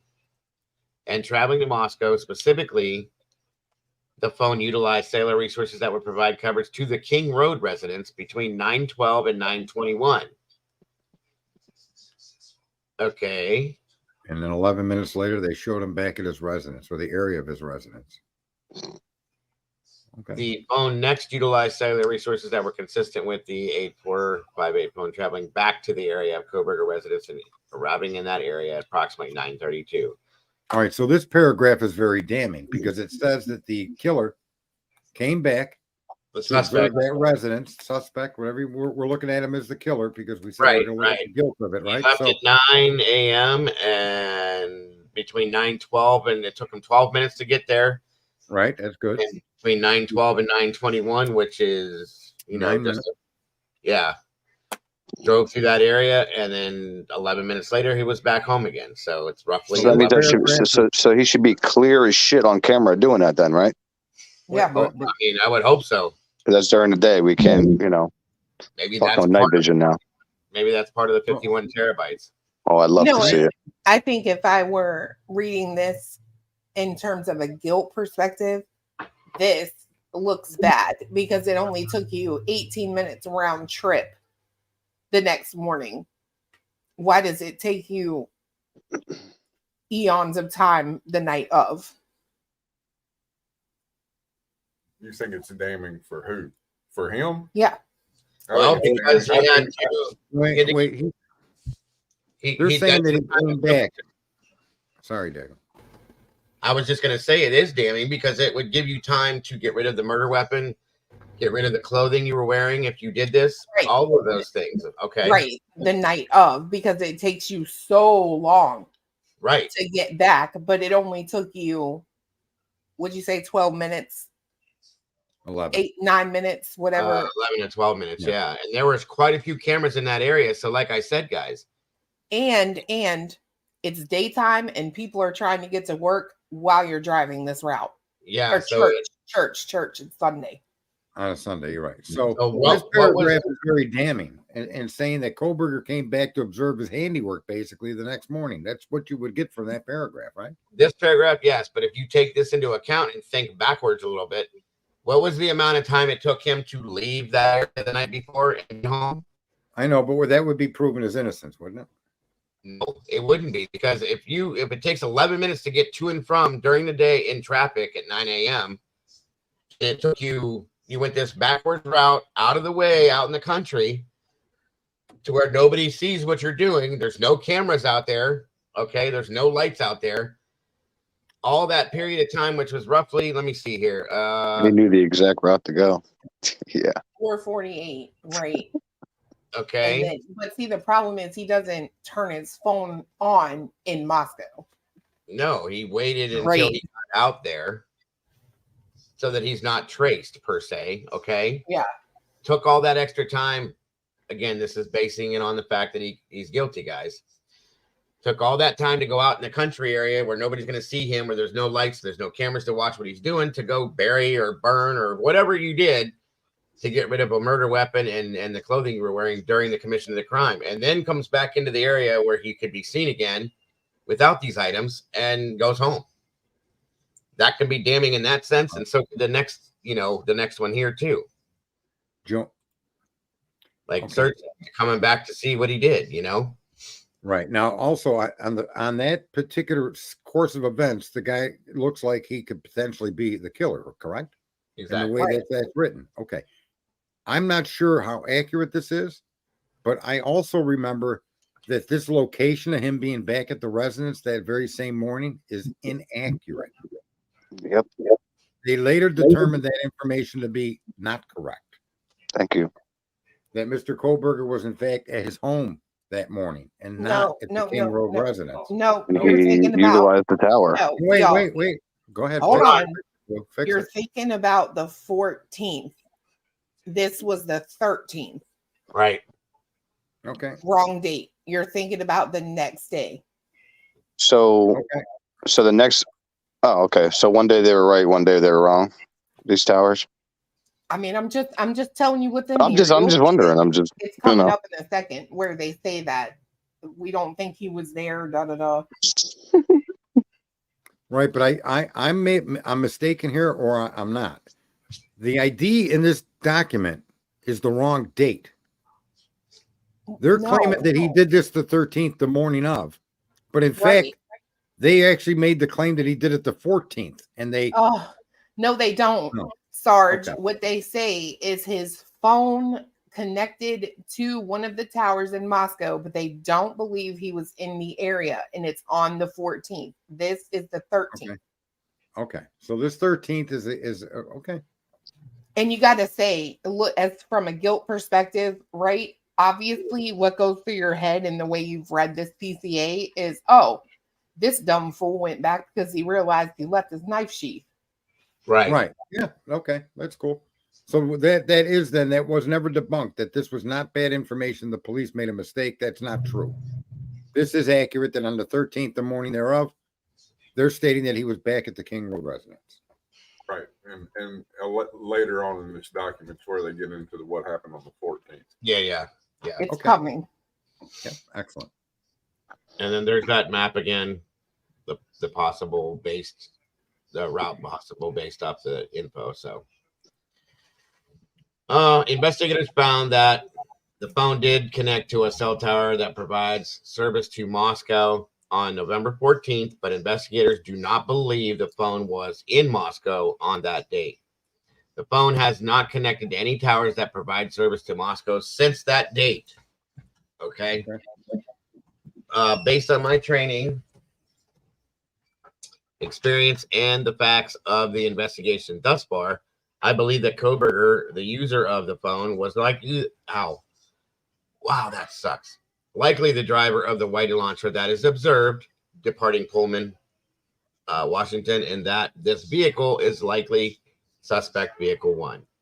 Additionally, the route of travel of the phone during the early morning hours of the 13th and the lack of the phone reporting to AT&T between 2:47 and 4:48 is consistent with Kohberger attempting to conceal his location during the quadruple homicide that occurred at the King Road residence. Okay. So can we say that it's not unreasonable that, given that information taken at face value, paints the picture of a killer? Right. Absolutely. I absolutely agree. Right, Piggy. I disagree, but Let's Until hear you why. break it down. so if I look at this and I just presume neutral, if you will, right? And I look at it for what it is. Okay, you have a car that you can't tell me how it got to town. You don't tell me how it got to town. You tell me how it leaves. You tell me that it's in the area, but you don't tell me who's in it. You imply that you're identifying it because of the lack of a front license plate. The phone records, you explain that the phone disconnected from the network between this time and this time, and then when it reconnected, it's it's at this location and possibly heads back to this other location based on this possible route. And that's his words with the drawing, possible route. So at this point, there's a lot of things that I think, when you read this from a neutral mindset, it's like, okay, I see where you're going. Now get there, right? Because right now it's just a lot of implications. It's not really anything that I feel like is solid, including the route that they say he took, because they actually say possible route. Yeah. But Estimation. we would wait for trial for them to substantiate this. But as an allegation, Yeah. standing alone, does it look damning to the individual? That's why I answered like that. It makes it look bad. I'm not saying that I believe this, okay? I'm saying that if I were looking at this and knew nothing else about this or the case, yeah, that can make him look bad, in my opinion. Okay. But I agree with Cletus. The way this is written, I mean, I'm going to look at this and question, like, there's not, like, really... Okay, and this is, again, guys, I'm trying to stick to the fact that he may be guilty on this. This isn't fact-driven. That's the problem. This is all possibly, maybe. My estimation. Yeah, that's the way it's written, and that's where the problem lies, because they're not sounding, and I know that this is how these things get written, guys. I know all that stuff. All I'm saying is, yeah, at first glance, if we knew nothing else about this, yeah, this could make Bryan Kohberger look bad, okay? But it's just not, in my opinion, it's not fact-driven. So, but we're not going with that today. We're going with the opposite of that, is what I'm trying to say. December 23rd, I was granted a search warrant for Kohberger's historical CSLI. from June 23rd to the current prospective location information and a pen register trap and trace on the phone to aid in efforts to determine if Kohberger stalked any of the victims in this case prior to the offense. Conducted surveillance on the King Road residence, was in contact with any of the victims' associates before or after the alleged offense. Any locations that may contain evidence of the murders that occurred on November 13th, the location of the White Elantra registered to Kohberger, as well as the location of Kohberger. On the 23rd, December 23rd, pursuant to that search warrant, I received, God, I can't talk, hear nothing today. I received historical records for the phone from AT&T from the time the account was opened in June of 22. After consulting with Cast SA, I was able to determine estimated locations for the 8458 phone from June to present. The time period authorized by the court, the records for the 8458 phone show the 8458 phone utilizing cellular resources that provide coverage to the area of 1122. On at least 12 occasions prior to November 13th, all of these occasions, except for one, occurring in the late evening and early morning hours of their respective days. Okay. Stop with that for a minute. That definitely shows a stalker if you want to take it to that perspective. Well, a minimal stalker, because typical stalkers that I've seen in the past are like, it would have been like 35 days. They'd have been there 4 or 5 times. Well, let me ask you this, Dago. Don't you feel like the date, the 2 weeks leading up to, because obviously he had to have a planned date of when he was going to do this. What I find interesting is there's no increase in his appearance around that area on a specific, like 30-day frame, 20-day frame, 15, whatever. You know what I mean? Leading up to the day. The only thing I would agree with, and I was getting ready to say that before you said that, was like around the 11th and 12th, I'd imagine he'd have gotten a little closer a little bit more often, but he didn't. Okay, well, what I'm saying. Might I add that you're comparing typical stalkers, which are usually guys that have got a I agree. Now, to an individual that's accused of doing what this crime is. So you can't really lay his choice of stalking up against typical stalkers. That's true. Okay? That's true. Right. Yeah. So in the context of what the end result was, this in fact could be depicting a stalker. I agree. And like I said, this is again looking at this in the guilty reference. So I get it. I get it. Yeah. I don't think it'd be unreasonable to accept that statement as saying such, right? Yeah, I can say that. I agree. Looking at it from that perspective, yes. Okay. Again, okay.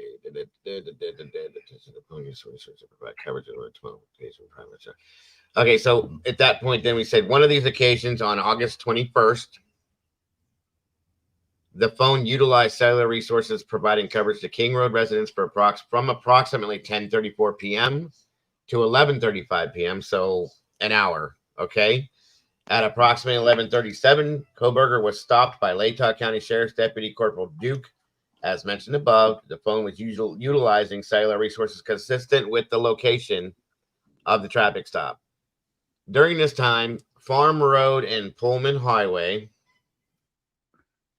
Oh, sorry, I read that wrong. But anyway, further analysis of the cellular data provided showed the 8458 phone utilized cellular resources on November 13th, consistent with the phone traveling from Pullman to Lewiston, Idaho, via Highway 195 at approximately 12:36 p.m.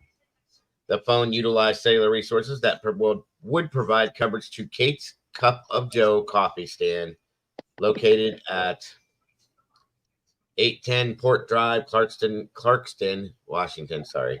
Surveillance footage from the U.S. Chef store located at 820 Port Drive, Clarkston, and adjacent to Kate's Cup of Joe showed a White Elantra consistent with suspect vehicle 1 drive past Kate's Cup of Joe at a time consistent with the cellular data from the 8458 phone. At approximately 12:46 p.m., the phone then utilized cellular data in the area of Albertson's grocery store at 400 Bridge Street in Clarkston. Surveillance footage obtained from Albertsons showed Kohberger exit the White Elantra consistent with suspect vehicle 1 at approximately 12:49 p.m. Interior surveillance cameras showed Kohberger walk through the store, purchase unknown items at the checkout, and leave at approximately 1:04 p.m. Kohberger's possible path of travel is depicted below, but not to scale. So here we go again. I don't know if you guys can even see this, but probably not. Hold on. So we're going to go, I'm going to bring it down just a little. They're supporting their ability to track that car with some of this. Fair enough. Yeah. Right. Okay. I think they're trying to show that they can track the car and show him getting out of it at some point. Right. To verify they're tracking the right car. Right. Yep. Right. Yeah, Right. that's a good So point. full verification they have the capacity. So taking that on face value, all the information that we're given about where and when this car was somewhere, we can take based on what they're saying. Okay, that might in fact be valid. That would be a good reason to suspect this guy did it. Right?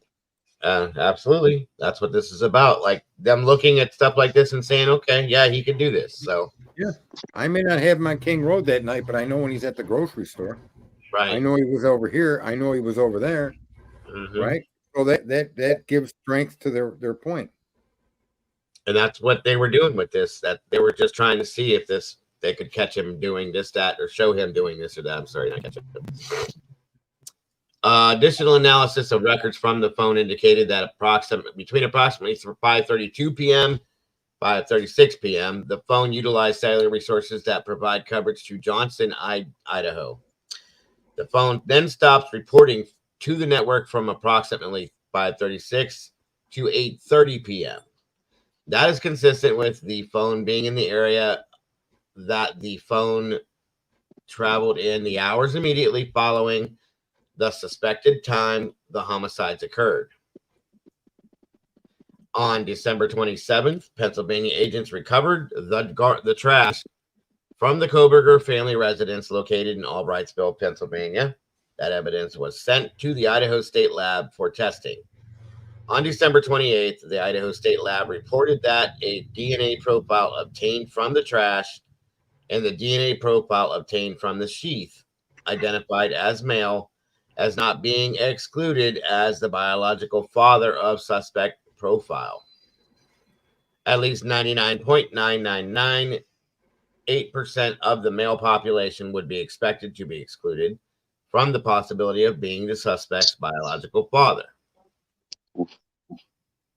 Based on the above information, I am requesting an arrest warrant be issued for Bryan C. Kohberger for burglary at 1122 King Road, Moscow, and 4 counts of murder in the first degree for the murders of Madison Mogan, Kaylee Goncalves, Anna Kernule, and Ethan Chapin.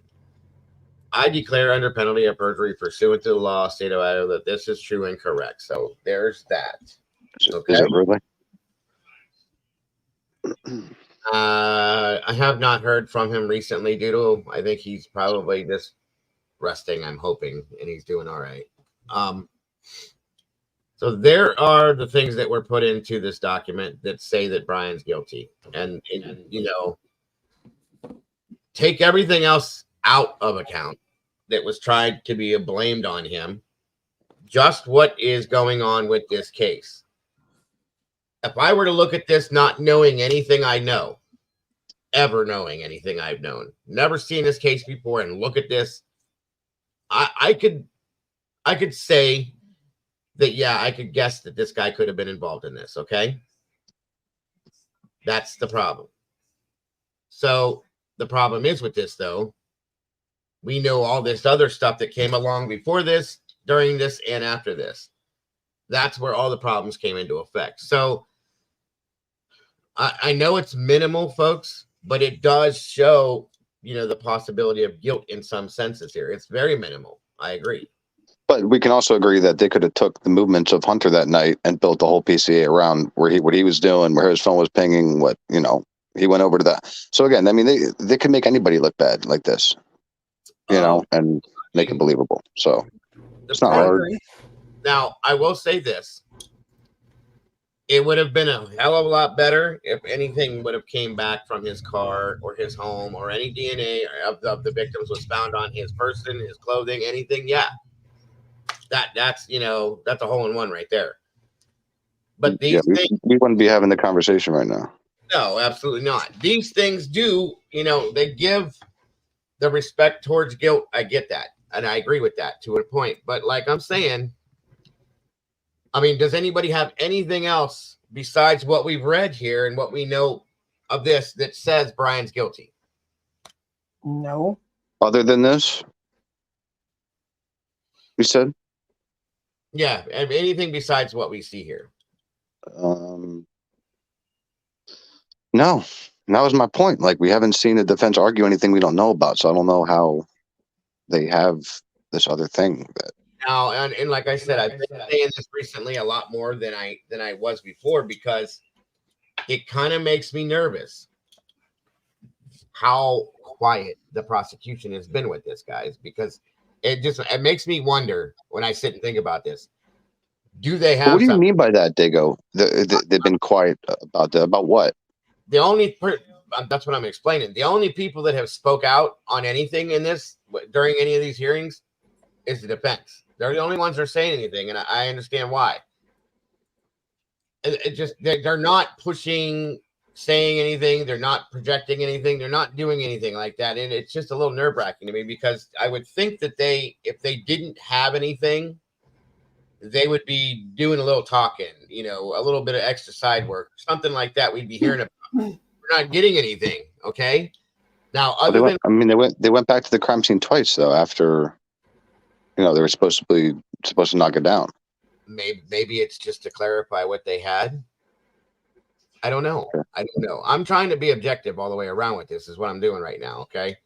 And Sherry did make a comment back here in the chat about, a belief she has about surprises coming with that route and everything that he took on this, about cameras all over that area. Maybe they do have cameras, and maybe that's part of what the 51 terabytes we've talked about. Maybe that's involved in that. Maybe that is the big, here we go. Okay. I don't know, but I mean, part of the reason why this whole thing got brought up today is I was talking to Sarge about why this case has brought everybody to the edge of this cliff with this case. Why has it been so fascinating to everybody? Why has it been so hard for people to believe one thing or another? Why is it? Because the guy's rights have been violated. That's why. Well, that's one opinion. Okay, I'm not saying you're wrong. I'm not saying you're wrong. I'm saying that's one opinion. But and I do agree in some senses you're right. But well, I mean, we all agreed he never had a shot at a fair, speedy trial. I mean, the prosecution didn't even have the information they need to take it to trial. So how is it ever going to trial in 6 months? I have two specific reasons why I question. I'll be right back.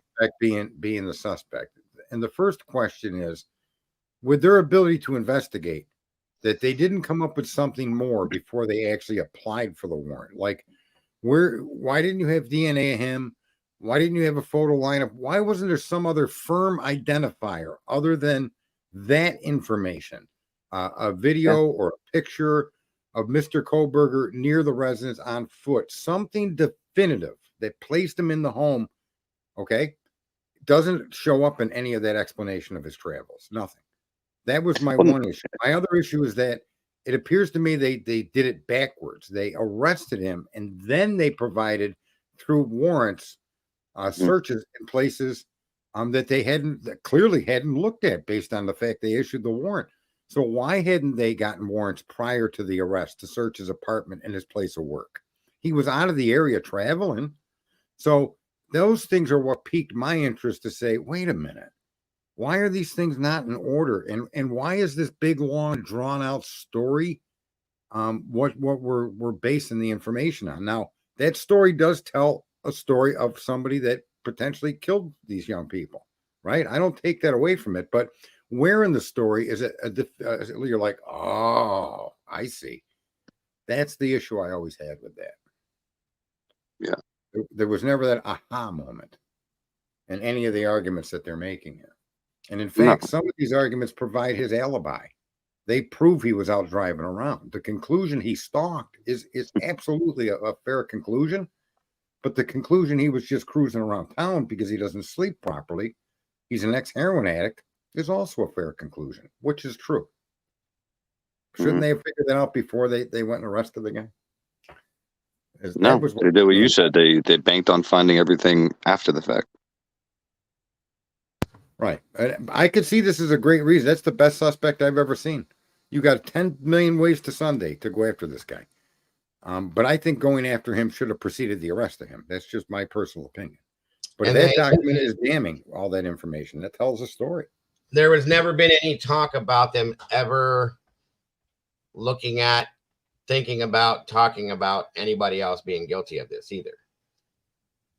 So we know it, right? And that was always a problem for me too. You have one specific person that you're on top of regardless. Why? Well, they never really looked into the main person, did they? So say that again.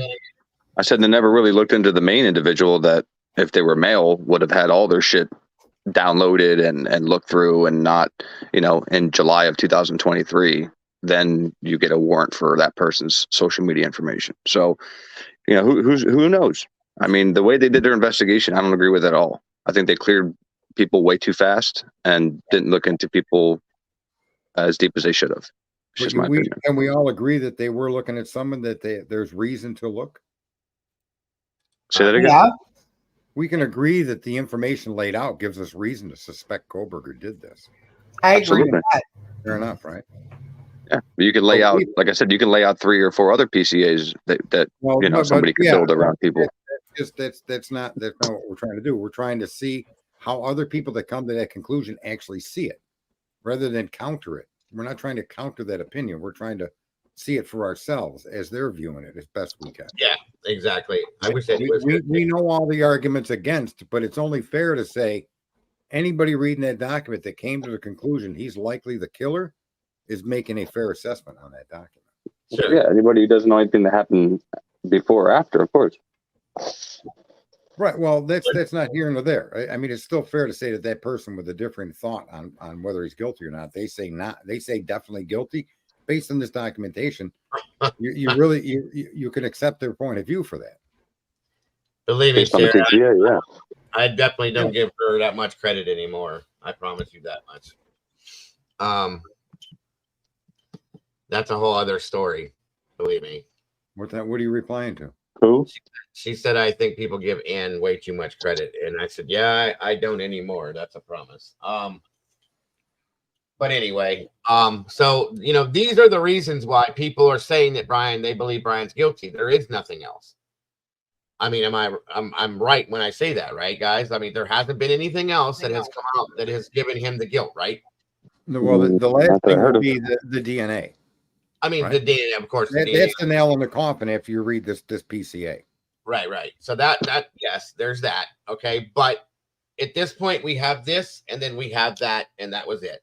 That's the guilt right there. So I think right. The rest of it is just the media narrative, right? Mm-hmm. He's an incel. He's weird to women. He used to kill animals. He used to eat animals. He was a cannibal. All this shit. Yeah.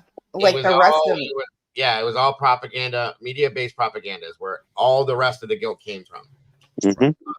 And I mean, listen, I get it. And people can say that that's not why I thought he was guilty. This is not and everything. But guy, I mean, it's there.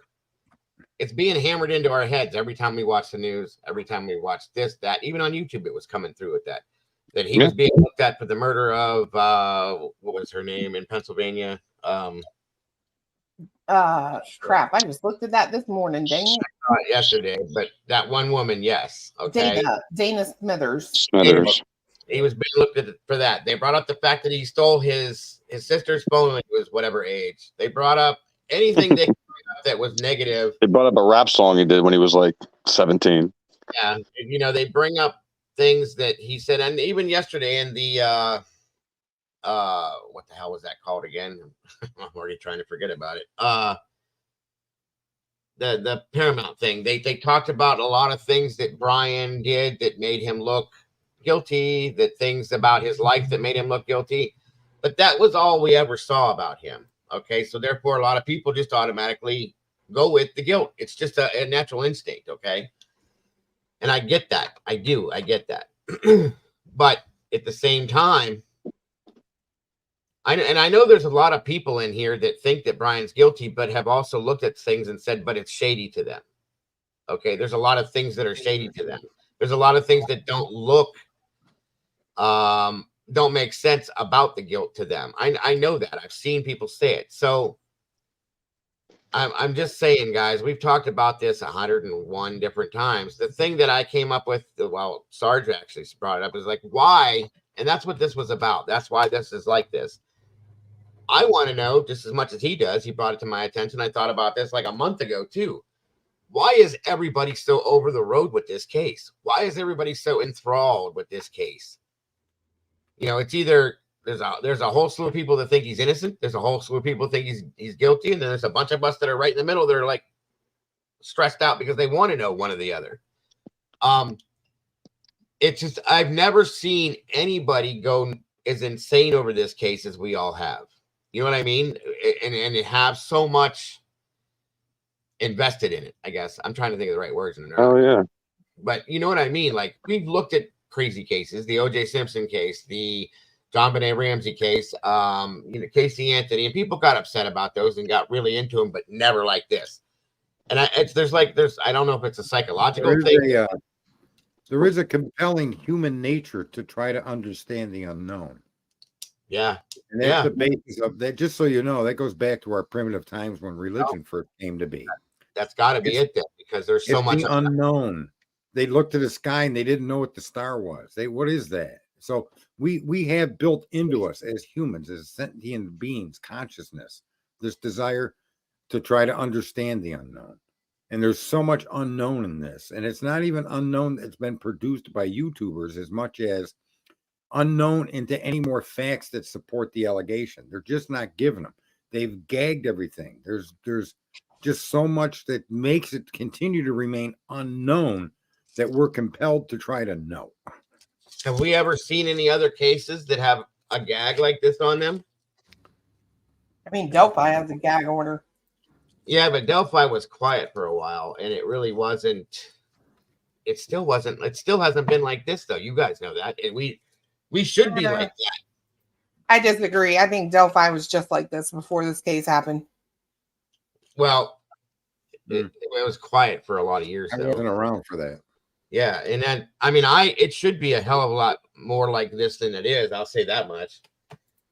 People should be just as upset, if not more upset, with Delphi because of the things that are going on. That's just my opinion. Yeah, but I think people were just so invested in this case because they didn't have anybody, and everybody was trying to figure it out. That once, like, they had a guy, they were like, "All right, you know, I just invested all that time. This has to be the guy." And they I don't blame anybody who thinks he's guilty. It is what it is. I can't get there myself with everything else we know. The unknown is a very compelling aspect of being a human. If your child isn't home at a certain time, the unknown. That's coming next, Jerry. You immediately jump to the unknown and you start to in your own head. Why are they late? What happened? Did something go wrong? Did the bus break down? All of these things that you want answers to. And that's probably the neatest thing about being a person and not a deer or a butterfly. Right. Or Cletus. Yeah. And that's what I think was different with this one, Robert. And I agree with you. I haven't seen, like I was describing a little bit ago about the smear campaign, the media. They went directly to that with him. Mm-hmm. In other cases, it was never that bad. It never happened that fast. There was more information brought out before they went directly to that smear campaign, or you know what I mean? The whatever you want to call it. It happened immediate with him. As soon as they had him in custody, it was like bam. And I think it is because of what Doc was saying, because to us, most of us and most of the public, these are still kids. We see them as kids, most of us. And it was just like so ungodly, the thought of it happening, that everybody wanted this guy dead, whoever did this. Okay. That's all anybody could think of. So the media and the public went right directly for his throat, you know? Mm-hmm. And and that's what provoked me to even, look into this, other than the media, because of that reason right there. Like, if nobody did all that shit, I probably wouldn't be this invested. But that's what got me invested, is people saying he was like this, he was like that. And I can tell you flat out, I mean, I didn't know him like, how his friends knew him, but he wasn't like a cannibal or the kid that, killed animals in school or was an incel or all this other weird shit people were saying. and that's where, yeah. And that's what happened, I think, with this. I've noticed, it's been, I don't know. It's just, it's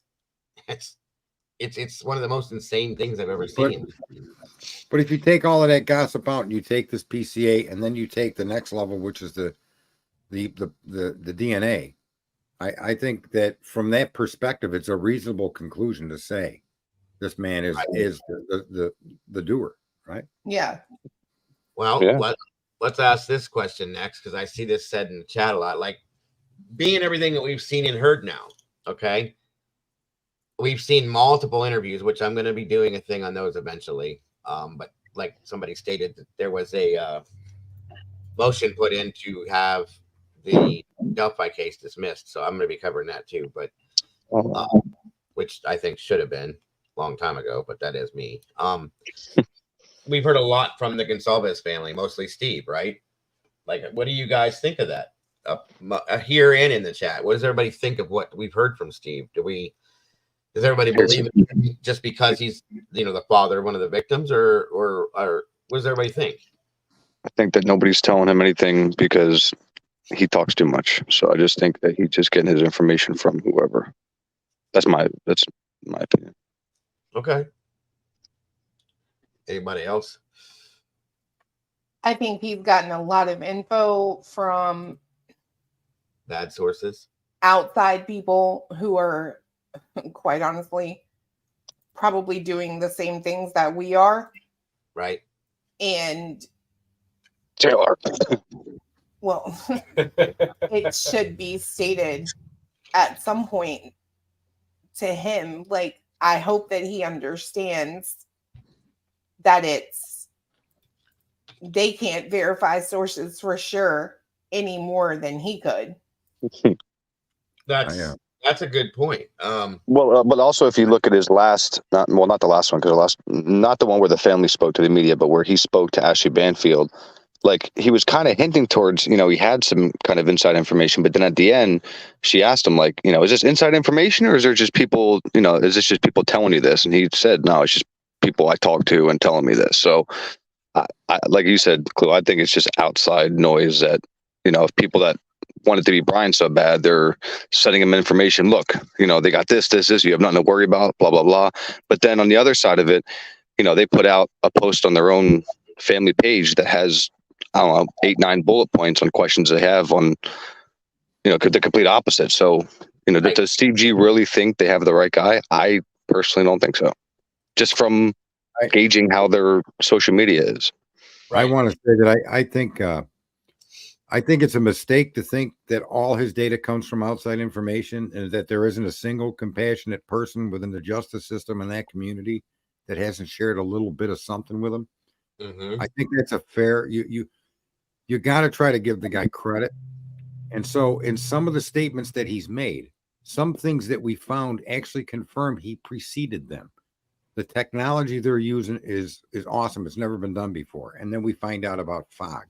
So I accept what Mr. Goncalves Gonzalez, however you say the name, at face value, his statements. And in doing so, I then can conclude that Mr. Kohberger did this.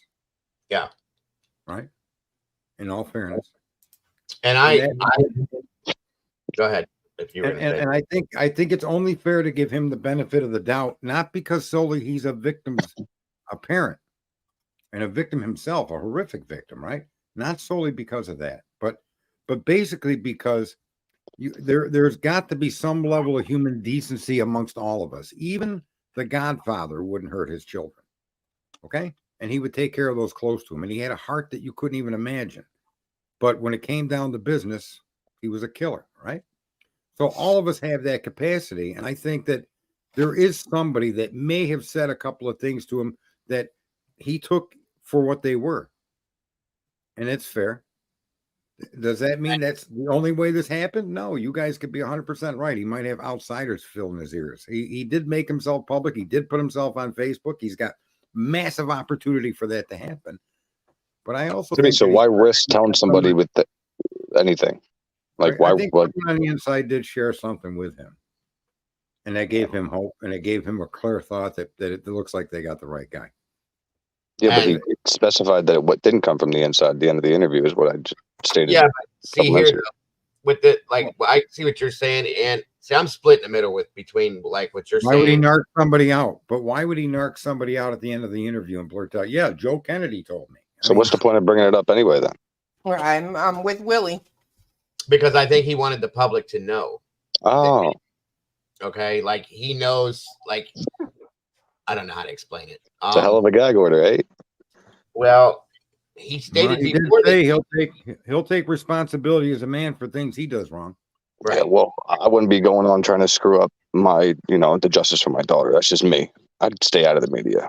He may not think that that's what he's doing. He may feel that he's doing what he needs to do as a parent to get the truth. Okay. Yeah, but he was doing it like before they got the guy. Now they got the guy. Like, I just question, why is he still doing it? Like, that's why it leads me to believe he doesn't think it's him. It's not that I don't think he doesn't think it's him. But like I said, I'm split in the middle between you and Sarge with this. But I think that he thinks that maybe it is Bryan, but that there's somebody else involved as well. That's what I think it is. That's me personally, though. That that makes sense. Yeah, that makes sense if you break down the bullet points, because a couple times they mentioned that how one person was able to have the vantage here, vantage there, whatever. And that's what I mean. Like, I think that's why, because even in that one interview, he was asked, I can't remember who did it exactly because there's been so many, but they were like, do you think that somebody else could be involved? And he looked, Christy said they think they have the guy. That's just how she feels. But he said, yeah, I definitely could see that. So it's like, okay, that's what makes me think maybe he thinks somebody else is involved in this, but I don't know that for a fact. So it's just a thought. You know what I mean? I still stand on, I think he's been given information from people again. Yeah, I agree with you. Right. And you would be able to verify that before they would. So like, I'm not saying that what we do is useless, right? Yeah. But we come up with theories like what could be, is it, and those things you would think a family member to a victim and a victim themselves, right, in a way, would be able to verify them. Yeah, like getting a video of the Linda Lane footage with a picture of the car laid over the dark video. Getting that would excite you as a parent, like, oh, look, it matches up what they have on video. But in reality, that's just somebody doing that on their computer and then sending it to them. Right. Yeah. I don't disagree that a lot of that has happened. And I don't disagree that some of that has shaped his views. I don't disagree with that at all. I think that there is a chance that a couple of the pieces of data he dropped had validity that came from a source within the investigation, but that they were not so critical that they couldn't share them to give him some confidence they're doing their job. They got the right guy. Right. I think that there is, when he mentioned, especially when he mentioned the software, there's a few things that he said that don't fit any documentation or argument from Ann at this point or anybody when he was public. And those few certain things that stand out, I think may have, some of them or all of them may have some basis in reality. Yeah. Sure. I mean, why not? It's as likely as him just going to get to what we've done on YouTube. We know he's doing that, but I don't think it's fair to say that there was nobody that didn't suggest that the software, the techniques they're using today, the things they're using are unique, and the data, the data they're collecting is amazing. So that applies to the FOG system, right? I'm saying there are some things he did say that later on in the story came out or showed themselves to be possibly connected to the statements he made in an interview. Yes. that he wouldn't have gotten from the internet, because no one on the internet brought up fog until just recently, right? And why did people look? Why were people looking for something, spectacular and new? And well, I got nothing else. Because he said it out loud on TV, didn't he? Didn't he say that out loud in an interview? Wouldn't that have prompted people to go look for something like that? I agree. So again, I don't know. And I said something a while back that and this is just an opinion I have, I don't think that him specifically, but most of the parents probably have not been able to grieve in the way that they should be able to as a parent that's lost a child. And in turn, I think that, and this isn't not in any way, shape, or form meant as a disrespectful remark, but I think they're very emotional, okay? And like can take a piece of information as something more than maybe what it is because of the emotion that's out there, if that makes any sense. Okay. No. I think it can stand in the way of, I think emotions can stand in the way of, right. Hope. We're not hope. Well, Common sense. Well, the longer this drags on, the more as a family member, you're gonna get it more and more on board. This is what you got. You've got this gentleman is accused, right? So if a year, 2 years goes by, I can't see you not gravitating towards accepting that. Right. Right. And it's not. And I mean, you're the victim of a horrific crime. This is what they're telling you who did it. I mean, let me ask you a question, Sarge. Could you accept it? Well, that's hard to say. That's a question I have for him. Yeah. I have a lot of questions that I would like to get answered. And I would sit down with them and I'd want these questions answered before I would make up my mind on that. Yeah. Based on what I do see, I think you can make a mountain of reasonable doubt. Right? We've done that for how long now? A year? Make mountains of reasonable doubt. However, if there's something to be had that they have, or they can show more than we're seeing, and I could get the ear and let them know I wouldn't open my mouth, I wouldn't go on TV, I wouldn't tell my wife, and they would share it with me, then that's what I would want, those questions answered. Because yes, I do have questions to the named suspect based on what they have shared with us. Yeah. I do have those questions, and based on the response of his side to those particular things. They're opposing completely. Mm-hmm. One says we got the right guy. The other one says, well, you got no victim DNA connected to anything where this guy's ever been, lived, slept, drank, ate, and drove. So yeah, I got a question. How did we not know this before you arrested him? That would be a question I'd have as a father. But I didn't know they had him the end of November, like you guys are saying. That they had his name the end of November. I think on the whole, they do make an argument for this. And Christy said it was before then. Yeah. She says they were throwing his name around on December, like the 13th, I think is what she said. I agree with you. They knew about him long before then.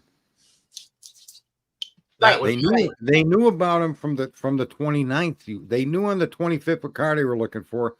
I know didn't they come up with Kohberger at WSU? Didn't they find him earlier than I'm just saying what the lady said. I know that they had him earlier. I'm talking about Christy. She said they were throwing his name around on the 13th.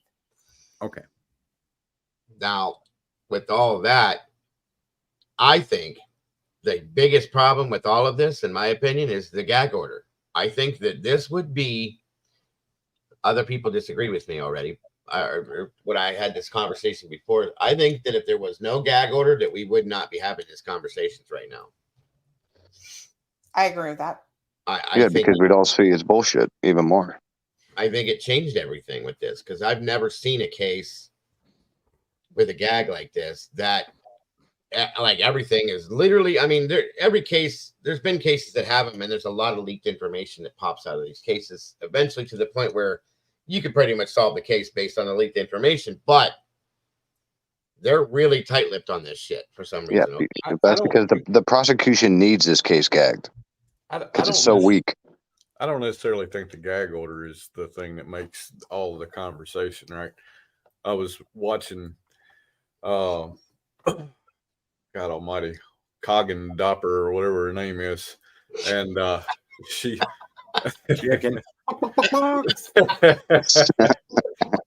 Yeah, She yeah. said- Go She ahead. said that, and this was her own words, right? Me kind of summarizing them, but basically that in all the PCAs she's written, all the PCAs she's seen, she's never seen one with this level of detail.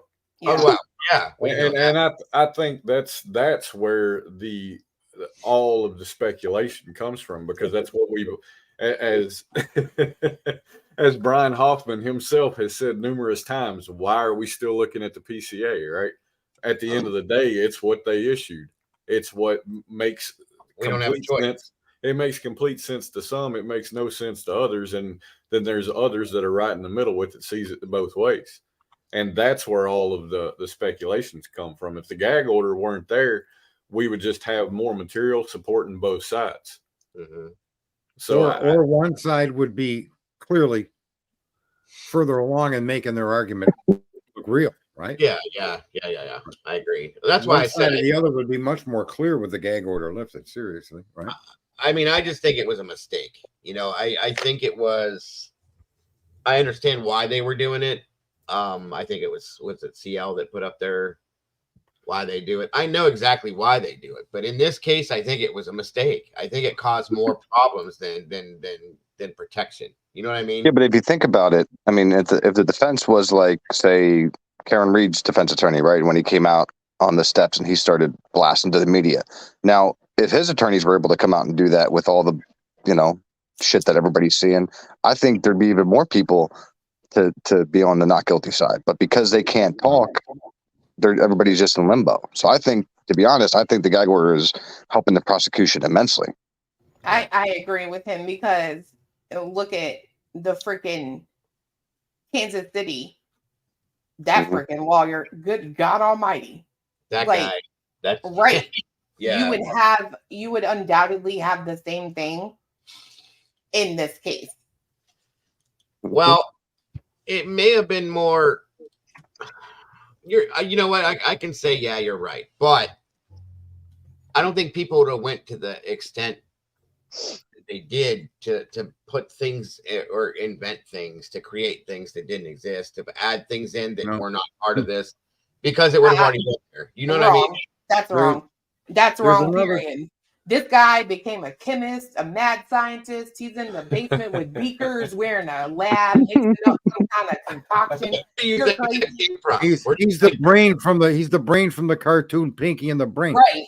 And Right. anybody who looks at that case on the outside could tell 3 guys can't just get drunk and just pass out in the yard, bro. And freeze into an ice cube, right? You can tell, like, it was drugs. But what happened?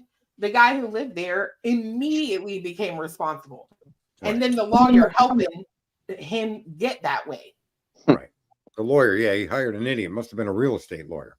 The lawyer was a joke. Is a joke. I'm sorry. And he got caught up on location. If you want to know the truth, where was your client? Well, he left. He went to work. Oh, he was home. He was sleeping. He was on the couch. Right. Right. This real estate lawyer doesn't even see the value of location. Yeah. Yeah, but you see how, like in the Delphi case, they brought his past attorney up. They interviewed his past attorney, and the attorney was saying how, he thinks Richard Allen's innocent. Well, in this case, I think Brian had an attorney in PA that they briefly spoke to, but I don't see any networks bringing him back up to ask him, what he thinks now about all this and this and that. Now, is that part of the gag order to where no previous attorneys can speak either now? I've heard him talk. What? I could swear I've heard him talk. Yeah, I have too. Yeah, I did once, Yeah. but I didn't know when the gag order was issued, if it was after That's that true. Oh, they did. They did it after. It wasn't that long ago that I saw an interview with him. I thought. That's what I was thinking too. Oh, but I just saw the one with Brian. No. They talked to him. I want to say last month, maybe. Oh, really? About like his thoughts as to where the case has progressed at this point. You know what I mean? I think it was nothing deep, but it was like that. Well, let me play devil's advocate about the gag order situation and talking about the Delphi, because I know next to absolutely nothing about that case. And what little pieces I do know, right, I have primarily come from mainstream. And when let's say if what happened with Delphi were one of my kids, and I know very little about this thing, but I hear that the defense leaked this story about Odinism. Mm-hmm. There are people who would go and hunt down Odinists over that. Oh yeah. You know what I mean? Well, Richard Allen just came out with it himself, and then yeah, I know what you're saying though. I've seen that happen. But on the other side, me as a person, I hear that, and I think this guy's got to be guilty because that's the most cockamamie story I could imagine somebody trying to throw out there. Even though there is some evidence to support it, I just immediately discredit because it sounds crazy to me. So I think the gag order in this case is probably not necessarily the worst thing in the world. I just think they should have gagged the PCA as well. If they were going to gag some of it, gag all of it. Well, that way then nobody would know anything. And that's, if they don't want anybody to, if they don't want to taint a jury pool, they don't want to have any harm come to anybody or any potential false accusations come to anybody, then just shut it down. Yeah. Can you imagine where we'd be right now if this was gagged too, though? Like people would have them on Mars and Jesus, it'd be bad. But I see what you're saying. That does make some sense. It would have probably protected this from a lot. I'll be honest with you. Like we probably wouldn't even have gotten it as far as where we have gotten on it. That's a good point. What's up with cases not calling 911? Oh, yeah. Yeah, right. That's a new thing. You don't call 911 anymore. No, you summon people over. Just call everybody else in the neighborhood. 911. No, I think that's a new thing for guilty people. Yeah. I'm sorry, but I can't help but notice it's always people that know what's going on. Yeah, I see what you're saying. Like it just is. I don't know of a single person. I don't think I've ever met anyone. Even I'm just saying people who sling stuff that's not necessarily legal, scared to call 911 when it's someone strange in their house. Like I'm trying to tell you, I've known high up people that do that. And if somebody's in their house, it don't matter what's in the bathroom, inside the toilet tank, wrapped in 8 baggies, they're still calling the damn law. Yeah. Yeah. Or when you see people slaughtered. There were 3, there were 3 officers that were working that angle from the beginning. They continued on through it. And that's where I think that came from initially was those officers. One of those officers, I believe. I may be wrong, but I'm pretty sure that's how that happened. Because we have to believe she summoned somebody over to the house just on the basic fact of her not being able to get in a door. So that means there was nothing running underneath the door. She never went upstairs to check on those 2. She just immediately couldn't open the door and then called for outside help because that's just what she normally does, I guess. I'd have to know the sleeping patterns of the 4, right? So like we're on a Sunday when they've gotten home at like 2:00. Did they sleep in till 12 o'clock normally? Because in the whole grand scheme of things, as a college student, if no one had to work the next day, nobody had any like engagements they were supposed to be at, then I mean you could sit in your room all day. And was it customary for them to do that, right? Wake up, get on their phone, and forget about being in fear a couple hours ago? No, I'm talking about the 4 people that were killed, right? Like if it was customary for them to just chill in their rooms until the house got loud, then it wouldn't be as suspect. But I feel like by the time you wake up at 12 o'clock, right, and you don't hear any noise from anyone, if that's not normal, and then you maybe look outside and see everybody's car still there, like why are they not? And also she was also sitting there, hearing all this going on, and then all of a sudden it got dead quiet. Then she sees somebody in a mat, whatever she saw, and then for the rest of the night nobody made a sound. That's That's what would have gotten me. Is I just heard crying, and again, she don't say she recognized the dude's voice, a male voice say, "It's okay, I'm here to help." Right. I don't understand what kind of quote unquote friend you are. Like, you got energy, lady. You're like 19 years old. Walk outside of your room and at least knock on the door of Xana's room. God knows these kids today, they think that, like, you know, a lot of them think that men are just crazy. So she's in there, you hear a random dude. Why not knock on the door and check on Xana? Mm-hmm. Girl, you okay? Yeah, but what if we take Dylan Morrison's story as accurate as stated? What if we take it out of the PCA altogether? That There you go. I've been Well, then you have no timeline. I've I'll be been right sitting, back. no, hold on. I've been sitting here waiting to say that. If you take what they say Dylan's account of the events were out of the PCA, you still have the timeline because they said they used forensic downloads of her and Bethany's phones to develop the timeline.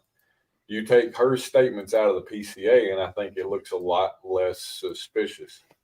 It still doesn't. So that means they would have been texting a lot.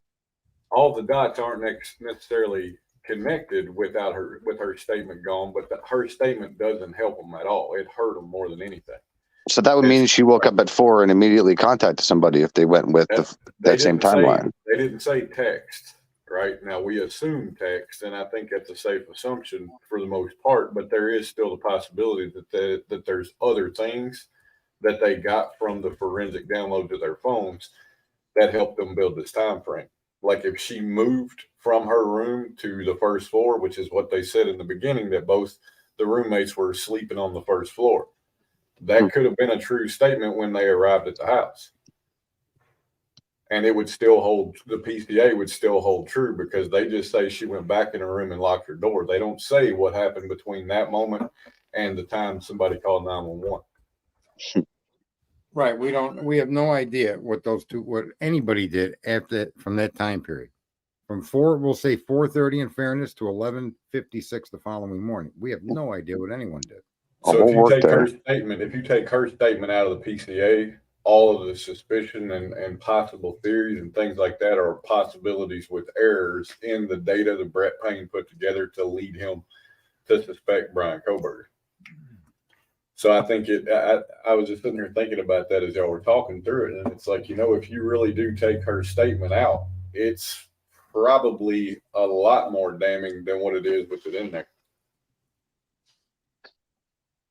Yeah. I just think you have to expand the timeline a little bit to make it a little more believable because. Right. To me, it looks like they over-explained, even when we had that police officer in here for as short as his career was. He was on time. You get that one, Cletus? I did. Same about them grandfather clocks. TikTok. He was on time when it came to, normally these types of things are done in bullet points where you have specific points of reference to connect the person to the crime. And in this one, it seems like they gave us a ton of information to draw that out, to make that conclusion. It's almost as if they avoided providing any direct evidence, such as, you know, I found the stolen property in his car, or I got photographs of him at the scene. There's nothing, and that's always posed everybody an issue, I think, the way that document is authored. Yes, it does paint the picture. He's likely a killer, right? But where does it do it specifically in the body of their story? Finding him there, seeing him there, a witness. It's a great story, but no plot. Witness number one saw Mr. Kohberger or someone that fits Kohberger's description. There's none of that in there. That's one of the reasons I think a lot of us have had trouble with this whole case. They never really definitively put him anywhere there. And they at the same time, while not putting him there, also offer him an alibi on not being there. Yeah, I did drive around 12 times. I do it all the time because I don't sleep right? And then you look at Dylan, and he's right. If you take Dylan out, Dylan added a complication to it in her description. Well, and it's their attempt to place him at the crime scene, and in doing so, they hurt their case because their story or her account of things makes absolutely no damn sense to the general public. They should have left it out. Right. That was information we did not need to know. Yeah, but they already don't have a motive, connection, or weapon. I mean, do not have a witness. Jesus. Right, but it was as if Payne had predicted or had considered these questions would come up because it took him 8 hours to come up with a phone call, right? Or 6 or whatever the time was, 7, 8 hours, right? And so that's why I think Dylan is in here. Only for that reason, because of the time delay. Do you guys think Dylan ever did one lineup for Ellie? Hell Do you think no. they ever provided one lineup for her? No. Nope. I doubt it, but we don't know. What are you going to do? Put everybody in a mask and give them bushy No, I eyebrows? mean, well, no. I mean, if you're saying, what do you mean? Yeah, why not? Put people Well, in a COVID mask. You can't pick out Bryan Kohberger out of 10 people with a COVID mask on. You're nuts. Well, Yeah, but- they all got to be similar, though. When you do a lineup, you're trying to put people as similar as possible together with that person. So that's what I mean. So if they got his name on the end of the end of November, put him in a lineup with 6 other tall people on campus, and see if she picks him. At least try. I mean, but No, that goes back to them not investigating before arresting. Fair enough. I know. Right? But that's not how shit should work. They shouldn't arrest you and then just assume they're going to find stuff in your home and in this and that. That's not how it should work. Yeah. But who am I? That's where the reasonable doubt arguments come in.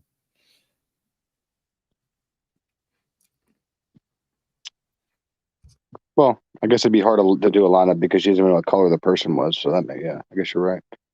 How can she do a lineup without knowing the race of the person?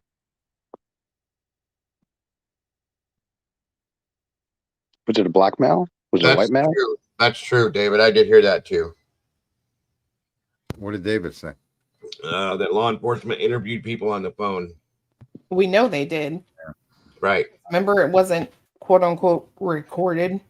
Which I think that's kind of half-assed. That's my opinion. I'm not saying that I know anything about what I'm talking about, but I would imagine you would want to interview people in person. But So, what do we got? Are we to the DNA yet? That's I thought we were next- done. That's the next step. I mean, No, at this point, I mean, the DNA honestly starts because it's being thrown out anyway. It's not really going to count. You know what I'm saying? But that is partially what brought everybody to him. So what the DNA that matches his to the sheath is going to be thrown out? they're not. Go ahead. No, go ahead. I have the feeling that will happen. I don't know why. I'm probably wrong. I normally am. Not really. But You think that will not be used as evidence against Mr. Kohberger? Hell no. I don't. I don't know why I get that feeling. Like it's just like it's the fact that it's in the search warrant. It's in the dang search warrant for one of your to get into his apartment and office. Like, should the DNA become inadmissible? Who told you that that's even a possibility for you to write that? Because you're like, let's just it's called mathing, which I'm not good at, but I am good at common sense. You're a lowly, no offense to anyone who is a cop, okay, but you're like a university cop, okay. You have the wherewithal to say, should the DNA become inadmissible? Like, as a cop at a university, like what extra training did they give you to go into detective mode? Does that make sense to anyone? Like, you're referring to what's the statement in the warrant? Yes. And the lady says, if I don't see it, got me stumped. Should the DNA become inadmissible, I'm asking you to not issue this warrant based on the DNA. I'm basically forgetting or telling you to forget that they have DNA. Right. matching. She said if the warrant could be improved without the use of the DNA, she would prefer it because she's concerned it might be found inadmissible down the road in a court.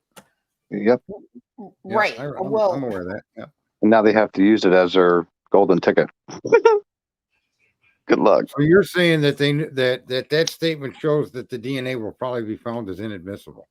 well, it's not just that. It's like it almost gives me the impression that someone told her that it's a possibility, because I would think I mean, I could be wrong.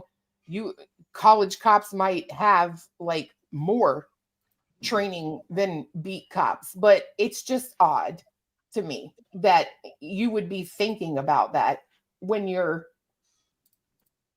writing up this. Well, they were probably begging for it to be signed. I mean, remember, they had a deadline, so they were probably doing anything they could to get that signed. I I'm think looking what up you're the way saying, she Clue, makes worded it. more sense. Makes more sense than a lot of people have put that question out there to be. Right. Okay. And in as much as, why even submit the DNA as information in an application for the warrant at all? Why is it in there? Right. Right. If you could approve this warrant without it, it's kind Right. of, you're doing too much, talking too much, and saying things you shouldn't be saying. So if that warrant was applied for, there should have been zero mention of DNA in that warrant. Is that fair? But without the DNA, Sarge, to be fair, without the DNA, he's just hold on a second. He's just a dude driving around. Do you follow what I'm saying, Clue? Yes. Okay. So hold on, because I want to get this wording right.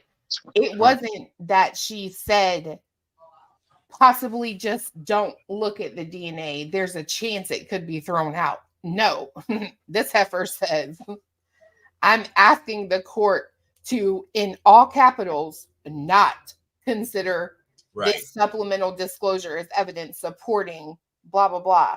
Right. The reason for this request is that if the DNA test results are held inadmissible at some point, such a ruling would not impact the finding of probable cause for this warrant, so long as this court is satisfied as to probable cause, regardless of the DNA test result. In my opinion, I don't know why. Why don't you question anything else in there? The cell phone pings, you know what I mean? Right, that's a great point. Specifically not to consider the DNA. I think somebody told her to put that in there just in case the DNA was found inadmissible. Mm-hmm. The warrant would still stand, which is weird. That's weird to me. I can agree. Got me stumped. Wanted to know what everybody thought. What everybody's thoughts were regarding the fact that Bethany was refusing to come back to Moscow. Nah, no big deal at this point. That's I'm the same. I'm freaking 20 years old, bro. If you want to talk to me about something that happened, come to me on my home turf. Right. I got 2 lawyers. If you're gonna argue, she kind of reminds me of like myself in a way. It's kind of like, handle that for me, thanks. Well, they were going to do it via Zoom until the indictment came down, were they not? Something like that. I think she agreed to meet them in Nevada. Okay, something like that. Yeah, there was an agreement. So she was willing to cooperate, but like you're saying, it's like, bitch, I ain't coming all the way up to you. Right. I don't think she was scared. I don't think she was nervous. I think she was 20 years old and didn't want to spend a day of her life traveling to freaking Moscow. Right. I think that warrant, though, and the way you're phrasing it, that's important to understand. What they did with that warrant to make something bulletproof. That appears to me, it appears to other people, if you take the DNA out of that warrant, it may not have been approved. Is that fair? Right. And really? Sarge, I was speaking. It was important. I know you were. Listen. Okay. William, I don't think she was concerned about being arrested. That's something that they put in the subpoena. Yeah. That's like a blanket statement, right? Yeah. They you know. Yeah. Also, it looks like you're being brought back under threat. That's why they do that. Even if you got outstanding charges, they're going to give you a hiatus. They're going to give you a little freebie there, because otherwise, if you arrest somebody on a subpoena, that's kind of even if you're arresting him for a different reason, it almost looks like you're using the arrest to drag these people around. So it doesn't. That's why that statement's in there, because you don't want to do that with a potential witness. I forgot he's on a delay. Yeah, I forgot that. I keep forgetting he's on a delay. It's like witness intimidation or something. If you arrest them to force them to grab the subpoena. Really?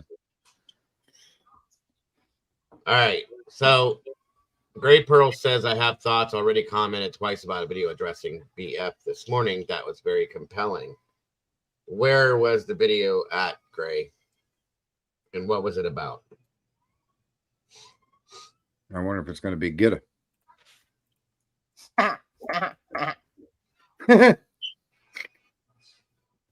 Oh, there's that laugh you love so much. Who let the dogs out? Who? Have you seen that video? No. Hey, 5 years ago. Listen, Google that video on YouTube. Who let the dogs out? It's crazy. Hang on. Beat it. Beat it.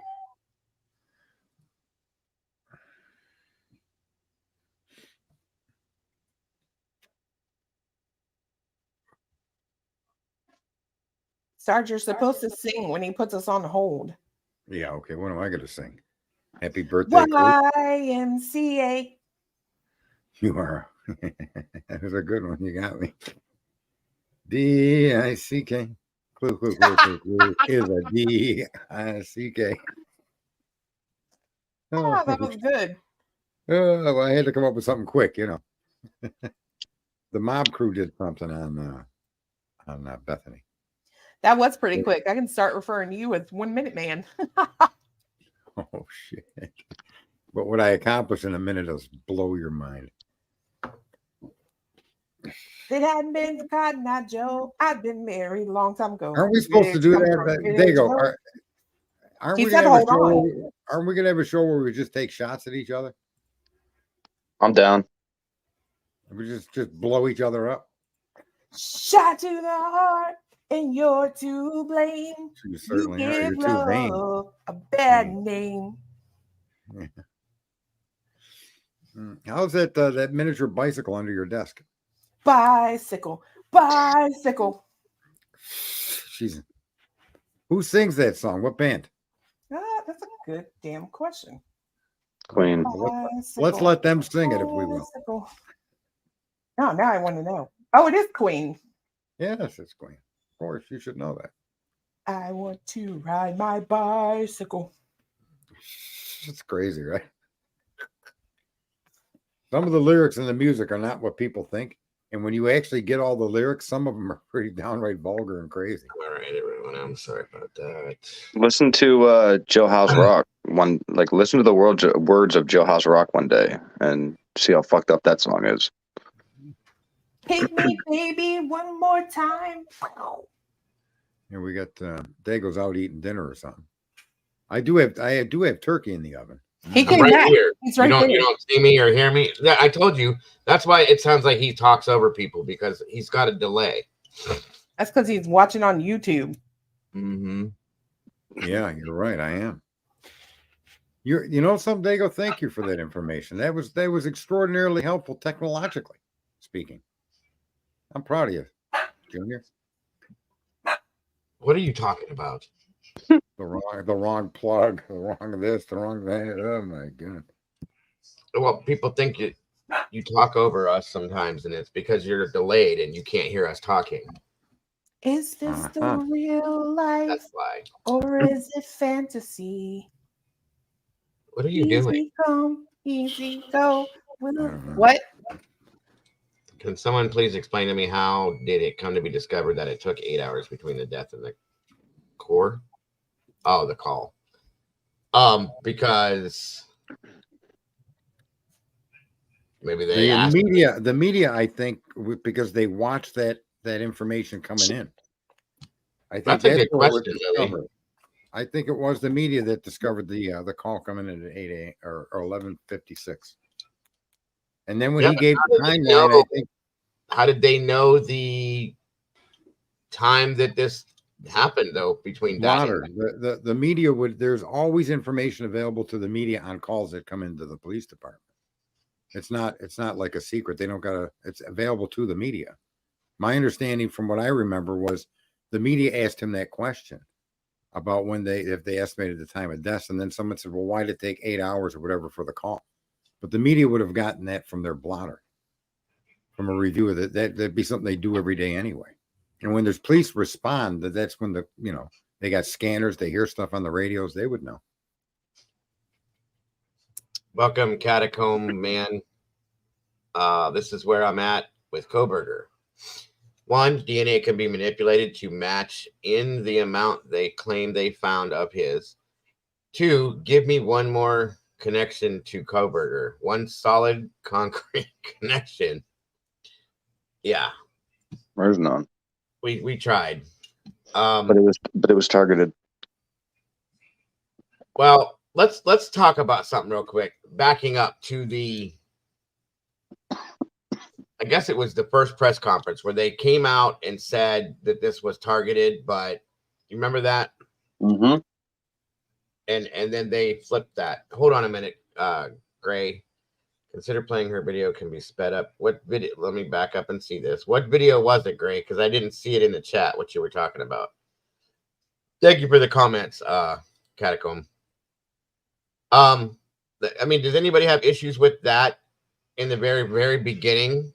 The way that was brought to us as public. Yeah. Especially for that community, because now we know how can it be targeted if he didn't know anybody or have any connection or anything. So how could they make that determination so fast? The targeted wouldn't that be what they're connecting with all the traveling with the car? The repetitive trips to the house? The potential surveilling and stalking, wouldn't that lead up to a statement like that it was targeted? Yeah, but at first they didn't follow Bryan's car. He means like the first one they had to say the house was targeted. They were stating that it was targeted, remember, and then they said that it's not if initially it was what was it? Crime of passion, it was targeted. And then they changed it up a couple different times, and I was curious as to like how they could do that in such a short period of time without any more information. That's what I was asking. They took 7 weeks to discover someone without an alibi. That's a good point.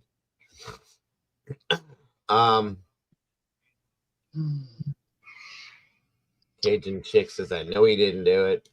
Moscow PD most likely had an undercover profiling drug activity on campus. That's been talked about before, Catacomb, quite a bit actually. Kimberly, I love that sirens remind me. What video and who are you talking about, Gray? I went back and couldn't see who you were talking about. I'm gonna have to shut this down here in a few. I think she said mob crew. Oh, okay. Well, that's not a she. Hey, Somebody Luna. brought him up in the chat. Mob crew, they mentioned. I thought it was her. David, that's on my credit. Not too much, but didn't research. Okay. Yeah, just throw the name up there real quick, Gray, and I'll look at it real fast and see if I can. Oh, Janelle. Forensics Frenzy. Thank you. Okay, hold on a minute. That's a new name. I've never even heard of that. There's a lot of new names out here lately. Bullseye. What? I'm just repeating. The Clue was making fun of me earlier. I had to counter it. Did she fall asleep? Nah.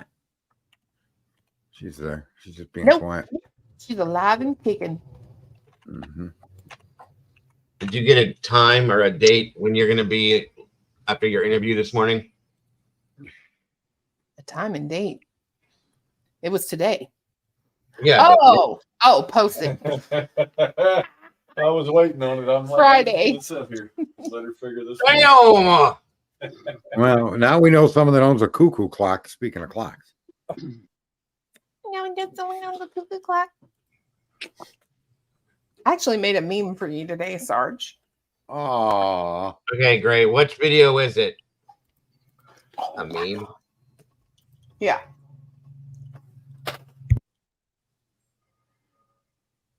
Oh yeah, look Keys at in this that. case, Aaron Snell, Idaho Police Chief. Hey, Felicity, good to see you. So Okay, Ashley 4 hours ago, right? Ashley made us a comment about the Banfield boys thinking the cop was fake. And how shady that sounds. It is kind of weird just blurting out, well, I thought you were fake. Why would Yeah. he think there was a fake cop in college down there? Maybe he was referring to a security guard, one of them fake cops, right? Okay, so we're gonna, I guess, review this per request. This is from a channel called Forensics Frenzy. This was requested, so we're gonna check it out real quick here, and then after this, I'm gonna have to bring her to a close, folks. But I appreciate everybody's input today very much. I appreciate that I can't do this, and I do this the same way every time now. Thank you, Clue, for sleeping through this today. I appreciate you. Sleeping. I've been here all day. I'm just messing with you. Calm down, girl. Shoot. Rude. How come the One thing? interview, you do one interview with a different creator, and you're just gonna be all over me like that. Oh I my see how God. it is. I see how it is. Anyway, I'm just teasing you. I gotta stop going into the YouTube channel. I gotta close that shit. All right, guys. I'll see what I don't know what this is about, but thank you. She could not know what she's talking about, but it made sense to me and made me think nothing more. Okay, well, let's just a review. Obviously, I'm we'll see what it is. Is there a timestamp beginning, or we're gonna go for the whole? Is there a timestamp for most of this, Gray, or is it the whole thing?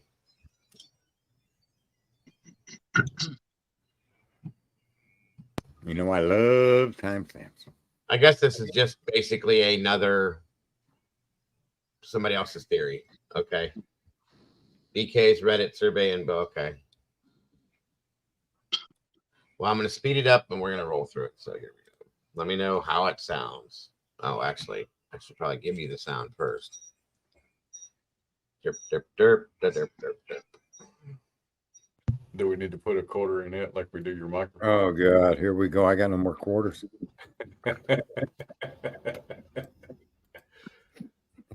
Shut your damn mouth. Shut it. Don't you judge me. I'm not. I'm telling you to shut up. Don't you judge me. Judgment. That's not a judgment. That's a statement, sir. Everyone, I don't know the difference. in previous video, I'm going to continue on through things that I think we may have missed in the spring and summer of 2023. So if you haven't seen the non-proton or non-proton video, please definitely take a look at that, because if you do not know where we are right now, you're going to be lost. So go ahead and pause this, open up a new tab, and go over and take a look at that, and then come back. I wouldn't recommend it any other way. Either way, let's go ahead. All right, so she must be soft spoken. I have this blasted, so you guys might want to turn it up a little bit. I don't know why it's so quiet. That's crazy. Yeah, mine's skipping on the StreamYard, so I'm gonna hop down and watch it on the YouTube app because it's like choppy on my end. Okay. All right, y'all. I have it turned all the way up, Cajun. Bye, Willie. See ya. I will. Stuff pretty quickly. On January 25th of 2023, a warrant was obtained for Bethany. The very next day, on the 26th, it was served. On February 8th, it was returned. It was never opened until the defense had their private investigator make a statement in public court filing that he had found that Bethany found had exculpatory information. That was on March 22nd of 2023. So these things happened on the same day. Coincidentally, the next day, this document was signed and put into the court system. And then the very next day, the prosecutor gave us notice of possible Brady, Giglio, whatever you like to say. And that same day, Ann Taylor responded with an ex parte motion for out-of-state service for Bethany Funk.